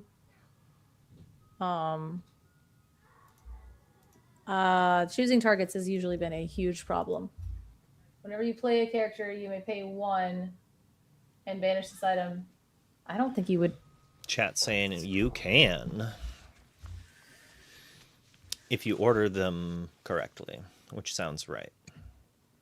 Oh, yeah, okay, that makes sense. Yeah, because they all go into the bag and then you pull them out willy-nilly, however you feel like the bag. Yeah, okay, I get that, understand. And yeah, that makes sense. That's probably why it's actually busted in Infinity. I mean, that and taking out turn 1 singers. I played a few games with R&B, Amber Steel versus him playing Blue Steel, and he would just play turn 1 Robot Queen, turn 2, or he'd go turn 1 Popsicle, turn 2 play Robot Queen, play Belle off the Popsicle, and then activate the Robot Queen to take out my turn 1 singer. And there was nothing I could do about it because his Belle wasn't in play. I don't have turn 2 item removal. It just happens. As we see a storm take away this Scrooge McDuck before he can take down the Daisy Duck. I bet Donald played that. I bet Donald played it, protecting his date. Went ahead, and now we do have a Belle and a Tamatoa. Now we just put that Tamatoa into the inkwell now because we have the... That's a big Sheriff Nottingham. That is a giant Sheriff of Nottingham, which we didn't have to pay 9 for, but we did have to pay quite a bit, as we are going to go ahead and just take these on a quest and get us up to 3 whole lures to Baymax's 13 lore. But again, I don't know how many cards. I think Baymax has maybe two cards or so in hand. So hopefully, I mean, if it's a dock or anything of that ability, we'll be able to refill. But we are going to go ahead. It's always send that on a quest. Send that on a quest. Send Mowgli on a quest. Get ourselves up to that, and then just go ahead and tempo out a Rapunzel, which also has 2 lore. And we're saving back characters and having a few more in hand. So again, we're at 16, and Caleb is going to have to do something here. Baymax actually taking a different line than last game was Bell not exerted? Never mind. I was thinking the Bell was exerted, but No. she was not. Yeah, there was nothing for him to challenge and draw cards off of with Rapunzel. Mm-mm. We're going ahead and going on a quest here with Tomato going up to playing the Robot Queen. There she is. Go ahead, get that in for free. And we are going to exert another egregious amount of ink to go ahead and play again. We have this other guy here going into play, exerting one, playing. Oh my gosh, the ink. I love when ink just like kind of works out. You know what I mean? Like when everything works out for you like that. As we're going to go ahead and see if this is going to be enough, having these two Sheriff of Nottingham's onto the board. And he has support. I forgot. Oh my God. I forgot he has support. Woo. Yeah, That's wild. We do get a quest for 2 at this point. Like Caleb has no cards in hand. If we just quest for 2 and play a 2-quester, there's a chance we win. Caleb has cards in hand. Caleb had. Oh, okay. Oh, but Baymax didn't have a questers. Like we just needed another Rapunzel, unless we had exactly enough in play. But I think there was only 10 lore in play for Caleb. Maybe he had 11, and I missed 1 lore. Yeah, I was going to say, apparently he did have that because the 2 Oh, he had a Tamatoa in play. Yeah, he had. And a Tamatoa, so that was 4, 8, 9, 10. Yeah, he literally had 10 Math is hard. and 11. Math is yeah, hard. My goodness. Yeah. Sheriff of Nottingham quest for 4, and when you have 2 of them, that's 8. So there you go. That's all the math you need right there. As that is that's the second Sheriff of Nottingham that Daisy gave him. So again, in this instance, Daisy was doing all of the things for Caleb. So she giveth and taketh, and then giveth back. Yeah. Just so close, but so far. Another game. Don't sound so excited about a game number 3 in round 3 of the ICL on a Tuesday night. Yes, 4 + 4 + 2 and 1 is 11. Yeah, I was not thinking about the Tamatoa. I was like, that's 4, 4, and 1. And then I was like, oh, there's a Scrooge. So that's 10. That's 1 away. But the Scrooge was gone, and it was actually a Tamatoa. As we're shuffling up and getting ready for this game, I love these really close games, but at the same time, you also are just a little disappointed when you lose it, because it's just like, what did I do wrong? Could I have done that? So like, and it also happens right before game 3. It also happens right before game 3. So you're sitting there thinking of how you lost this other game when you should be locked in on game 3. No, you just like, it didn't happen. Whatever. Get rid of it. Gone. Moving on. It's game 3. But later on, you watch it back and you're like, why did I ink that popsicle? I could have just waited 1 extra turn. But again, that's what makes really great players, is being able to watch these back and be like, is it because I inked the popsicle, or did I make the right choice in the moment for what I had, right? Am I looking back with too much hindsight, or was that just actually incorrect? As we see, here she is, Cinderella Ballroom Sensation. I'm sure you guys loved and missed seeing this. Hopefully, this is the one of the decks that I think a Ballroom Sensation singing something on 2. You're not really singing anything into her. Nothing singing into that popsicle. All right, let's see if Caleb has what I was talking about, where he's just going to go Robot Queen, play Bell, crack the bauble, take out your Cindy. Although I'm assuming there might be something better, like a Piglet, to take out. Oh yeah, I mean, you're not gonna run a Piglet out. I mean, you do. You just for the vibes. You got to run the Piglet out. I don't know. You have to. We haven't shown a Robot Queen yet. Like, this is the best time to do it. That's a Robot Queen into the ink. Well, and we're just sailing. You're not going to take your turn 2 off. We're on the play here. You have to ramp. Again, unfortunately, maybe we drew the Robot Queen for a turn, but at the same time, because that would have been cool to just like play I would have I assume he doesn't have Bell. I would definitely take a turn off this turn to play a Robot Queen and a Bell to crack it to prevent the gain of 3 lore. So at this Robot Queen. Oh, because you would need the Robot Queen. I was talking about having Robot Queen the turn 1, and then you play Tipo. Wouldn't that work? No, you have to pay 1 to activate the Robot Queen. Oh, okay. Because that would be busted. All right. I see. I keep trying to. Oh no! Well, there's the bell right there. Yeah, I think I would have. Maybe we drew it from sale. The sale. Everything came in the wrong order. It could just be that Caleb has such a good hand that he's like, I don't care. But if Baymax just Storms and then Inks and Storms to answer this 3/3, that does prevent the Piglet from questing. At least this way it Ooh. kind of trades.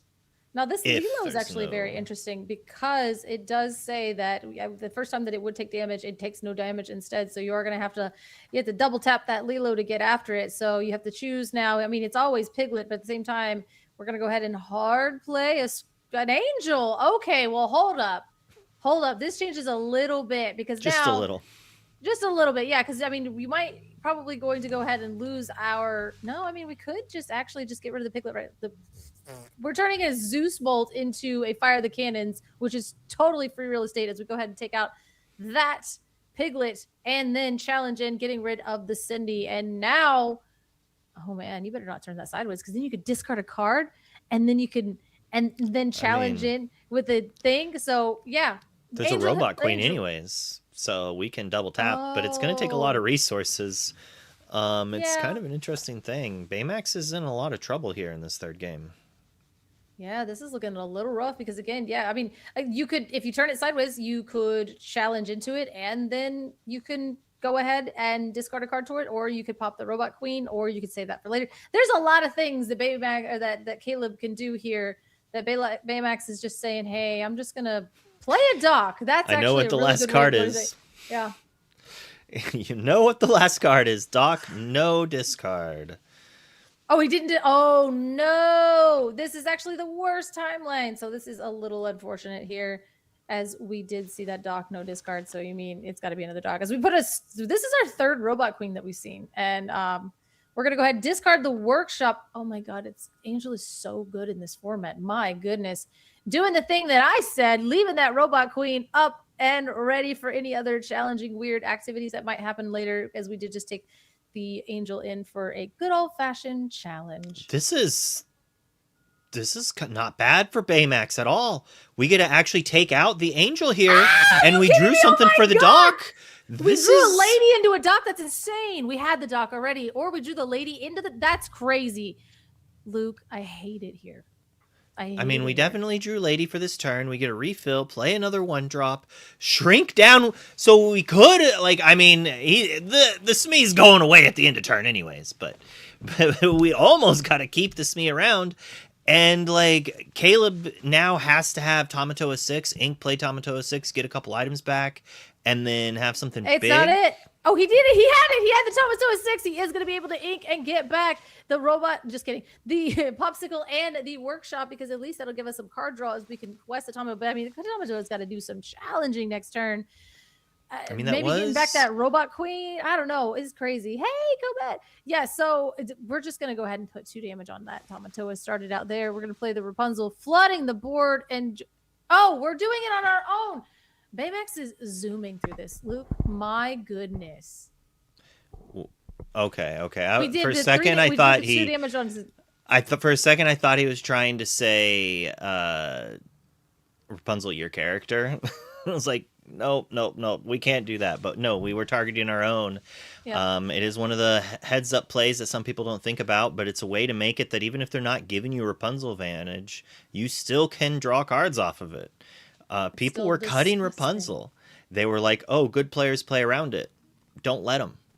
Don't let them play around it. Damage your own characters. Draw cards. If they're not going to fall into your trap, gain that free lore. It's like a Tipo questing for 6 or 7 turns in a row. Yeah, just because you're not drawing. I mean, it can't be your only card draw engine. I think that is a deck building constraint, right? If you're leaning too heavily on Rapunzel, then maybe you get stalled out, and that's unfortunate. But hey, look, she's standing. She's literally laying on her. She's on top of a dock there. That's 2 pretty powerful card draw engines, and whether you trap them into it or whether you just draw multiple docks and play them for free. So I'm pretty sure that's our second dock. Okay, yeah, 2 docks, 1 free one off a lady. God, that's so good. And we will then go ahead and play a bell, popping the Workshop, and then using our 1 ink to go ahead and play and getting rid of that Rhino there. So unfortunately, this is going to feel real bad if we draw Scrooge. And while Baymax had that really good play, there was some restraints to it. 1, double dock. So that the first dock could have been a better 2-drop character. Oh, this is so And then the Rhino we drew was also probably one of our worst 1-drops. or at least we wanted to draw a Daisy there. But we see a Shift Rhino in hand that would have been so good. But unfortunately, Nani actually whiffs. No. What? Nani not doing well there. We did see a big Rhino in hand. Now we are going to go ahead and quest for 4 and Do play we see a Rhino in Piglet. hand? He would no. He put the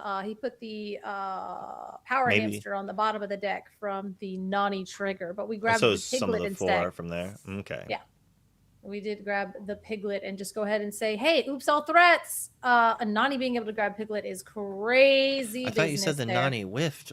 He was going so fast he did reveal the Piglet then? Put that in his hand, or did he just already have that? Dude, he's going too fast. So I thought he grabbed it off of there, but apparently he did not. Maybe it did whiff. I'm assuming he drew it then. Whiffing with Nani just seems so crazy. He already had Nani and Piglet in hand, so he either hit that Cindy or he drew the Cindy for a turn. We'll never know. Replays don't exist. Clips don't exist. But at this point, this is looking really rough for Caleb. Okay, that's cool. All right. Yeah, that's what I thought. I was like, I saw the power hamster. I just didn't get to see the other side. He said he did whiff. He sent hamster, strength, and 2 3-cost characters to the bottom. So he did whiff on Nani. So I was like, okay. And then he came out with a Piglet out of like left field. And I was like, okay, well, maybe he did not whiff. I don't know, but need you to. Yeah, Caleb here in a rough spot, doing the math. How do I not get banished here? And it looks like we have to draw cards to try to draw an answer to this Piglet. There's just way too much lore. You know, we have a lot of lore on the board, and unfortunately, I mean, we're not under the thumb of Pete, so we do have some options here. But if we do that Sapphire thing and we just keep playing items to draw cards, we are running out of resources. We have to draw something. Either we can sing a song here. Yeah, I was going to say ink strength, something of that nature, being able to just reduce that from any. Nope, and we did not have it. Those are oops, And all that's characters. That right there. And that means that the Inknights are going to pick up the win in this third match here for the whole thing. And I'll tell you, they wanted that. Awesome. Yeah. I mean, going all the way to a game 3, and those were extremely close games, which I would say that in the past, like Sapphire Steel versus Amber Steel sometimes it doesn't feel that close, right? Sometimes it felt like a really terrible blowout, but of course, because of cards like Scrooge and Robot Queen and all the other tools that Sapphire Steel now has at their disposal, it's strong. I love how high power the Infinity format feels. It just feels like there's a lot of back and forth. It feels, at least in this matchup, I don't know, maybe I'm just like the one, but it feels like there's a lot of back and forth. It feels like it could be anyone's game, and I enjoy that. All right, we do have one more match to watch. They are starting game 3 from what I've been told. Mm-hmm. So we're going to jump over there shortly as I get things set up. Why is my camera so terrible? Well, I don't know. It'd be like that. I should have something funny to say there, but I'm not that fast-witted. I leave that for Katie. Katie's got that quick. Still adjust some screens here, but now we at least get to see that it's Rick versus Sevi, additional ink versus the Mad Hatters. Ooh, are we going into hopefully a game number 3? That would make the most sense. This is going into game number 3. It's the last match of the night. And we have like 14 minutes left on the clock. We can do this. Easy peasy. Lemon squeezy. All right. I don't know what they're on, but I can find out right now. Mystery cards. Ugh. Got some custom sleeves over here on Rick's side. Are the names right, or should I just hold off on saying those? So Sevi is on Sapphire Steel, and Rick is on Emerald Steel. 2 of our favorite decks, and we get to watch it some more.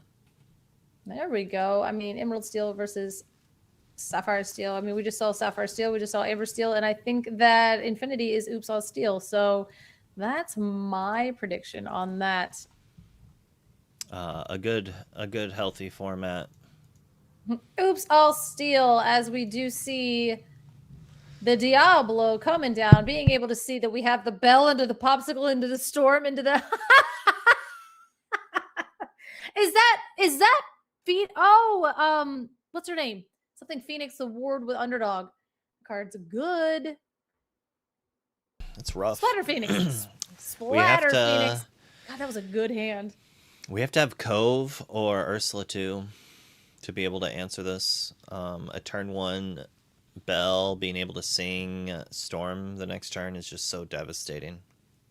100%. And we're still not going to be able to do anything about it. Even if you do play this Ursula, like Spike the Diablo, you might get 1 card out of it, or you might get 2, depending if you play the Ursula Shift Diablo. Maybe play, or you could play keep the Ancient Ways, and you can keep your Diablo around for a little bit longer. So we could sing Keep the Ancient Ways. Mm-hmm. We could also give our character Resist 2. We could play Ursula. Ursula will do it for us. Here we go. We do know you have that uninkable, so you get to have that Lilo, Splatter Phoenix, Smee. There's so many uninkables. So many uninkables. Oh, we drew another one! Oh, Heartbreak City for Rick here. Drew into it. Can't do anything. You can't Ursula twice, so we are going to go ahead and do you draw... You make him discard the one that draws a card, or you make him discard the one that is inkable? The card draw at this point. Yeah, that's fair. If they want to ink that strength, they can. And as we ink a Pete, we just pass the turn here. I assume we have another Pete. It kind of forces Sevi to answer this Diablo, and then we play the normal Diablo. And then if he waits a turn, we could either play another Ursula or a Pete, and then that gives us turns for our Diablo. So we're not completely out of this game. It still has a lot of layers to it right now. I love it. That's why I'm excited about this format, especially, I don't know, man. I just get excited because I'm like, hold on. And I feel like in this format, it is one of the ones where you can go back and you can be like, what did I do wrong? And there's like, maybe not an answer, right? Maybe there's a couple things that you could have done differently, or you did make an egregious misplay, but I feel like there's so much room for skill expression with this high of power level. And maybe I'm just like coping, but I think it's awesome. Yeah, I also like a higher power level. You can get punished if you don't have earlier interaction, but I like the early turns mattering. There's so many things that happen in these turns. It's quite fun. We are going to go ahead and we're opting. We're going to play that Splatter Phoenix, which by the way has Ward. She is a 1/2. She quests for 2, which is just kind of like a really good presence, but that underdog ability makes her really, really good. Honestly, I felt like this was one of the less amazing underdog abilities, but now I'm seeing in this shell, I think she's doing just fine. That does just help us make strength a little bit better. It does help us against the other steel decks, which I would assume would be nice in the mirror as well. Ward is just real good. Luke, what do you think? I think Ward's fairly good, but on this 1 cost quest for 2, I think it's perfectly reasonable. I would never be upset about this. I want to see Rick play Pete, and the next turn shift Pirate Pete, take out this pesky Bell, only put 2 damage on it. I mean, I guess this does it too. We just have to hope Sevi doesn't draw a Storm.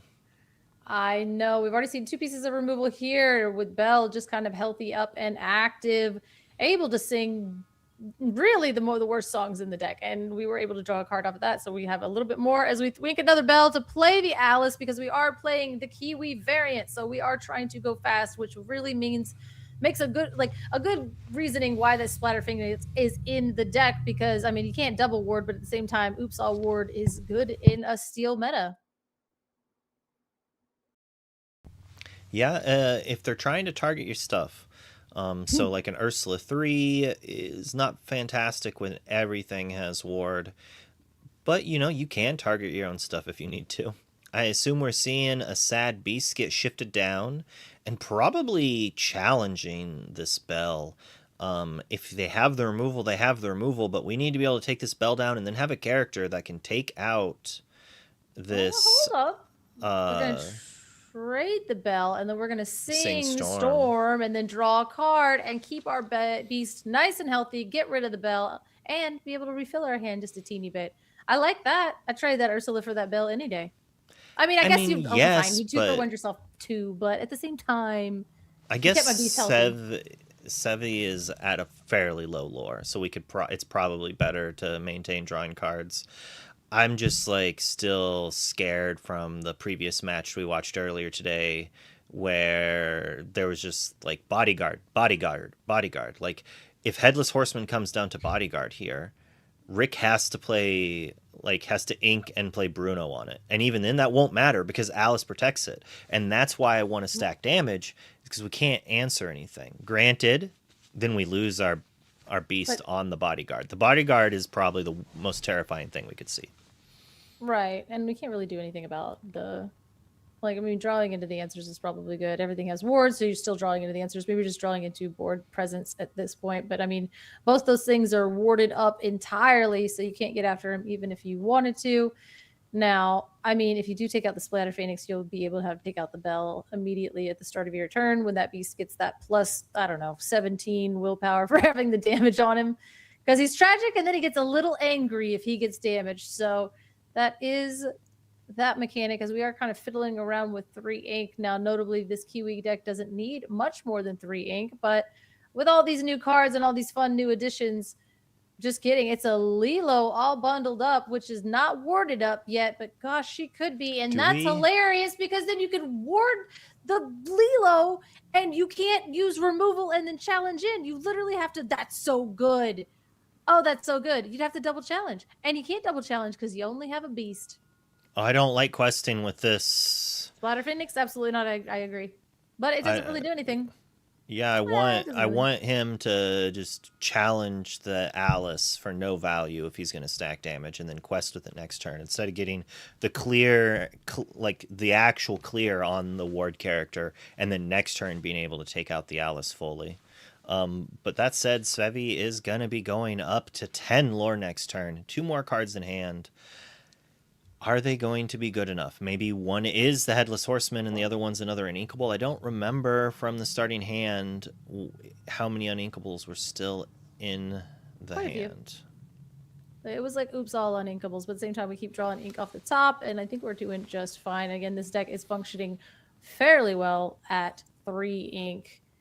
And notably, it is what it be doing best. As Max Scoop goes into the inkwell, we're going to go ahead and take a look at your hand, see what he has going on. Maybe it's an action, maybe it's a song, maybe it's Maybelline, or maybe it's a literal Scuttle, which is a giant character, and a Pete, which is kind of fine. But all right, we go ahead and we throw our Diablo, devoted Herald down because he's looking a little safe. I'm interested about why we didn't just ink that Pete. I feel like we're either inking, maybe we're just planning on inking the Scuttle next turn when we draw Headless Horseman. But if we ink Pete, then we draw another not good card. We can play the gigantic Scuttle, where now it's, I guess we could play Pete, ink something else. We're kind of in a rough spot. I'm playing Pete, because then you're going to have to, well, now the beast will be able to take out that. Okay, so we are going to play the Pete. What if we inked, play Popsicle, and healed your beast? Thoughts? I mean, it's a pretty entertaining play.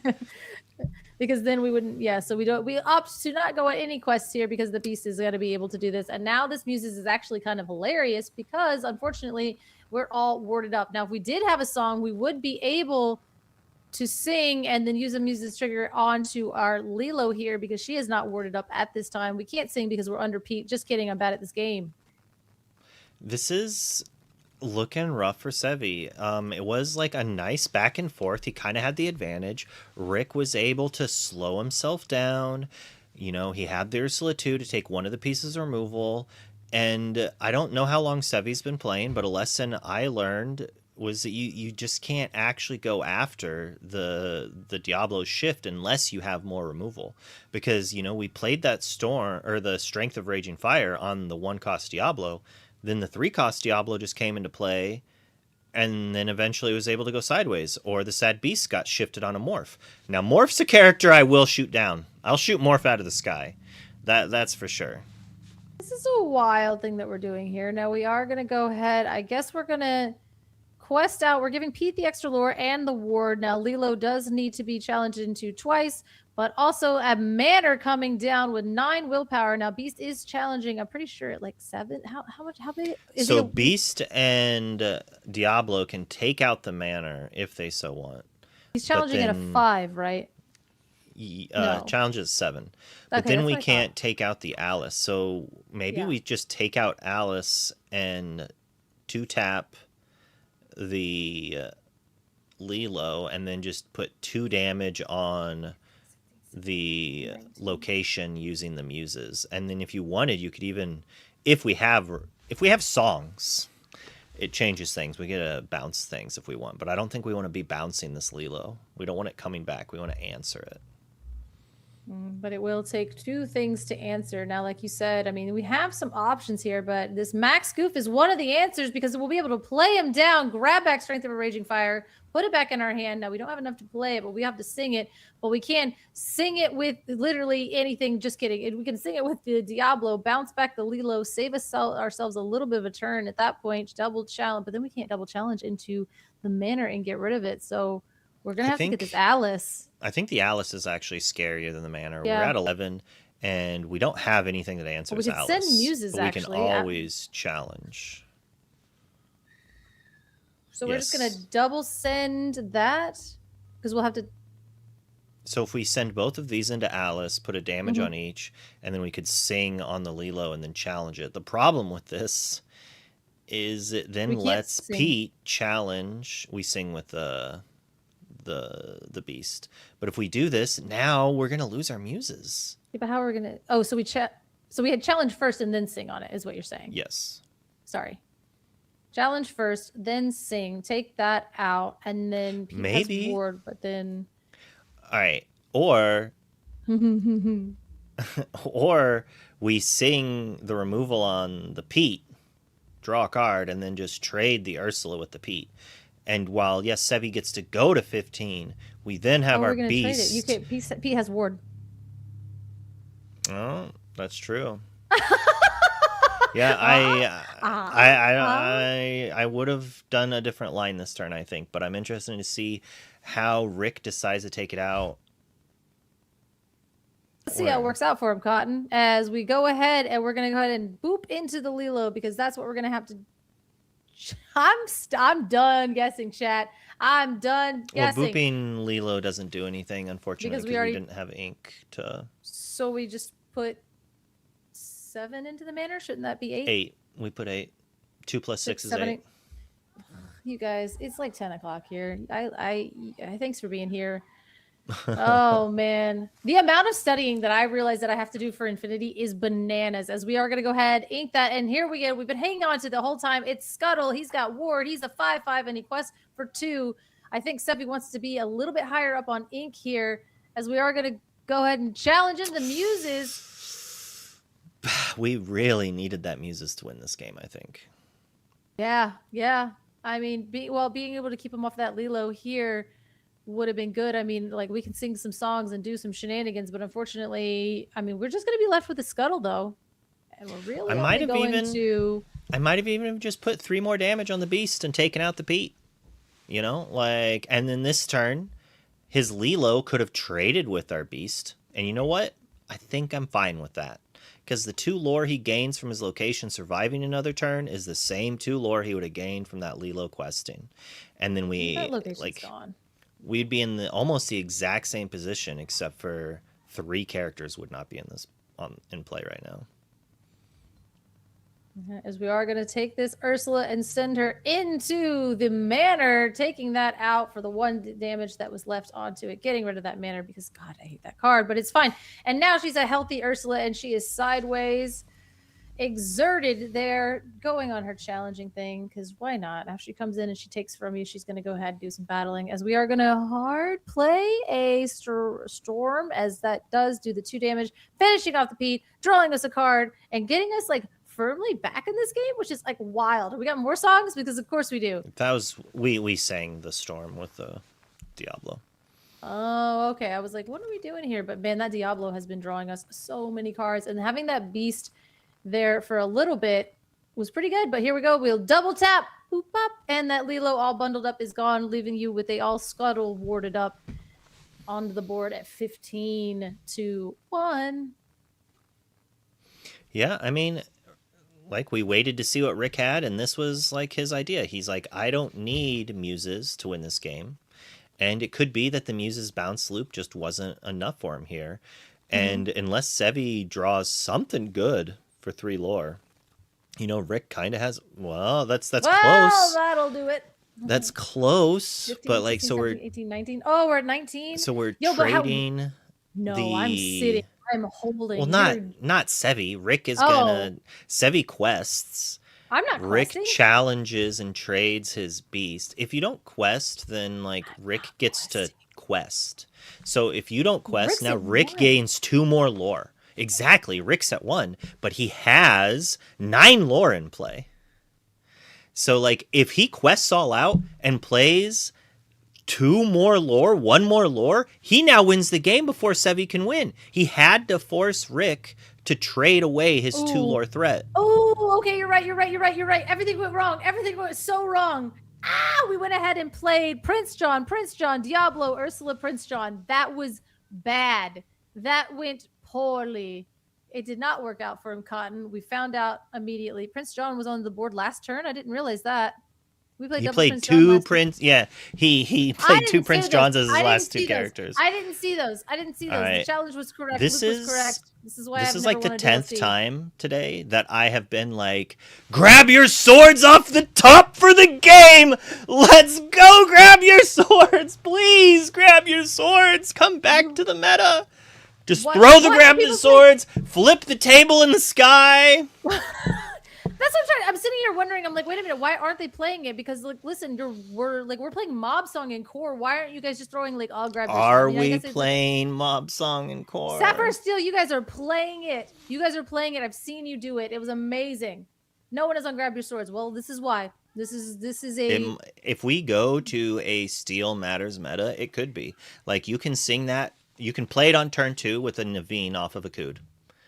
You know, like, literally, I would do that in the mirror. You a Kud, you play Naveen, you play swords, take out their singer. Next turn, sing Whole New World. Oh. Okay, so we're challenging.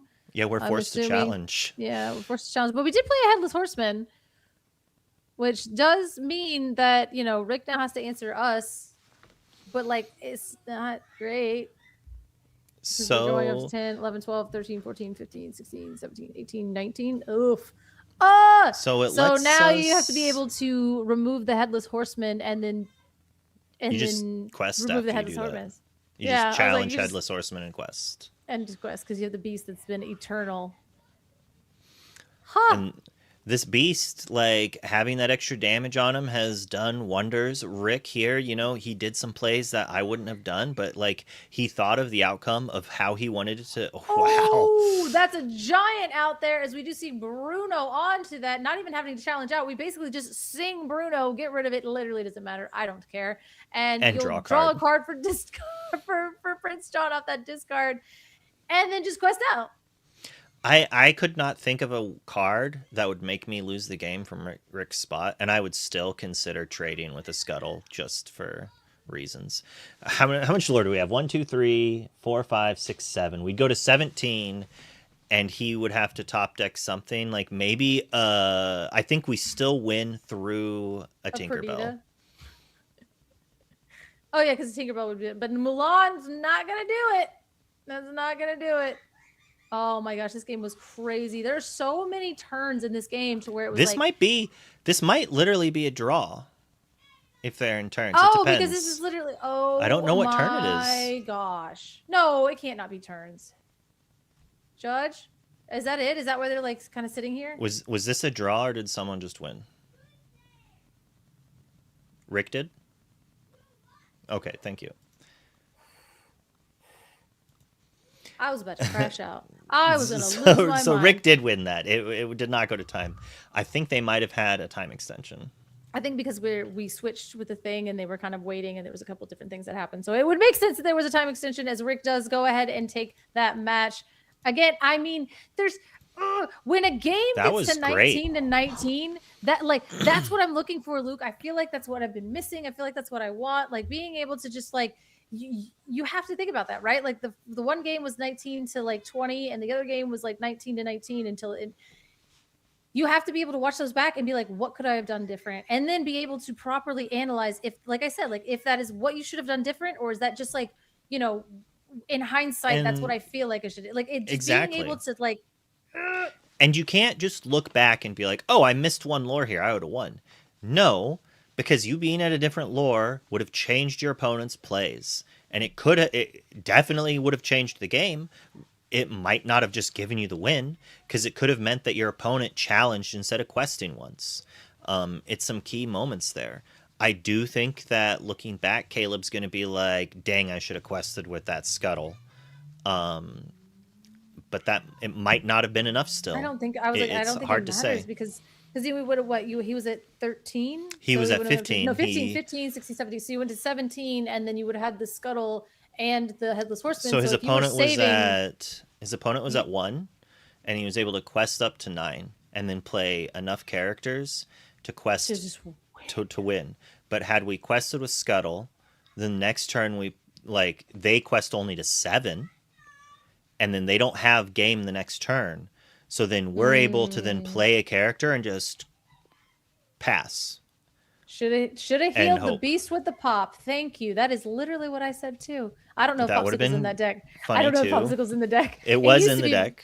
It was? Oh. Because he was playing. We saw the turn 1 Bell sing. Oh Storm, yeah. So I mean, hey, it's in there. It's in there. So just heal the beast from now on. Don't let them sit there eternal with 7 strength on them. I've done it before, and people get really upset with me. like healing somebody's beast or healing somebody's character if they have like Rapunzel in their deck. They're like, "What are you doing?" You're like, what? But that was fantastic. I mean, some people might not like Infinity, but I love it. There's some great gameplay shown. We did get to see some Prince Johns lose. We saw some Prince Johns win. A lot of like powerful cards, but you have to understand that if you didn't have that interaction on that first turn, we didn't have the Bell come down to sing removal, we didn't have the Ursula to take the removal, any of those missteps might have caused that game to just spiral out of control in one of those 2 players' favors. But the fact that it didn't, I think, is again probably why I like. Maybe I am such a big Infinity fan, is because of the endless ability to dig yourself into a hole, right? You could mess yourself up before your deck does, and I think that even just that makes me feel like I have more agency than a lot of these different situations, because like the higher the power level, the more you can just like take that stick and stick it in the front wheel of your bicycle and flip right over it. You know what I mean? Like that's how I found with that, because and knowing your deck so well and knowing all of those things, and I guess that happens, but I feel like those it's when those games open up like that and you're like, I don't even know if I'm making the right choice anymore. You know what I mean? Like when the first few turns are just on rails or you miss, and I guess it's the same thing, it's just there's just ways to do it alternatively, to where if you do miss your lines, you kind of have to claw back and you just have like more options to do that. So I don't know. I like it. I like interaction. I like being able to do things. We saw some games go from like what appeared to just be done to seeing Tamatoa's like almost grab the game, like being super close. And as I said, I love that aspect. But we're gonna raid away. Thanks a lot for watching, everyone. We'll be back at it again tomorrow, and tomorrow's match is gonna be Ink and Lore versus the Salty Ducks. But until then, you all have a great night.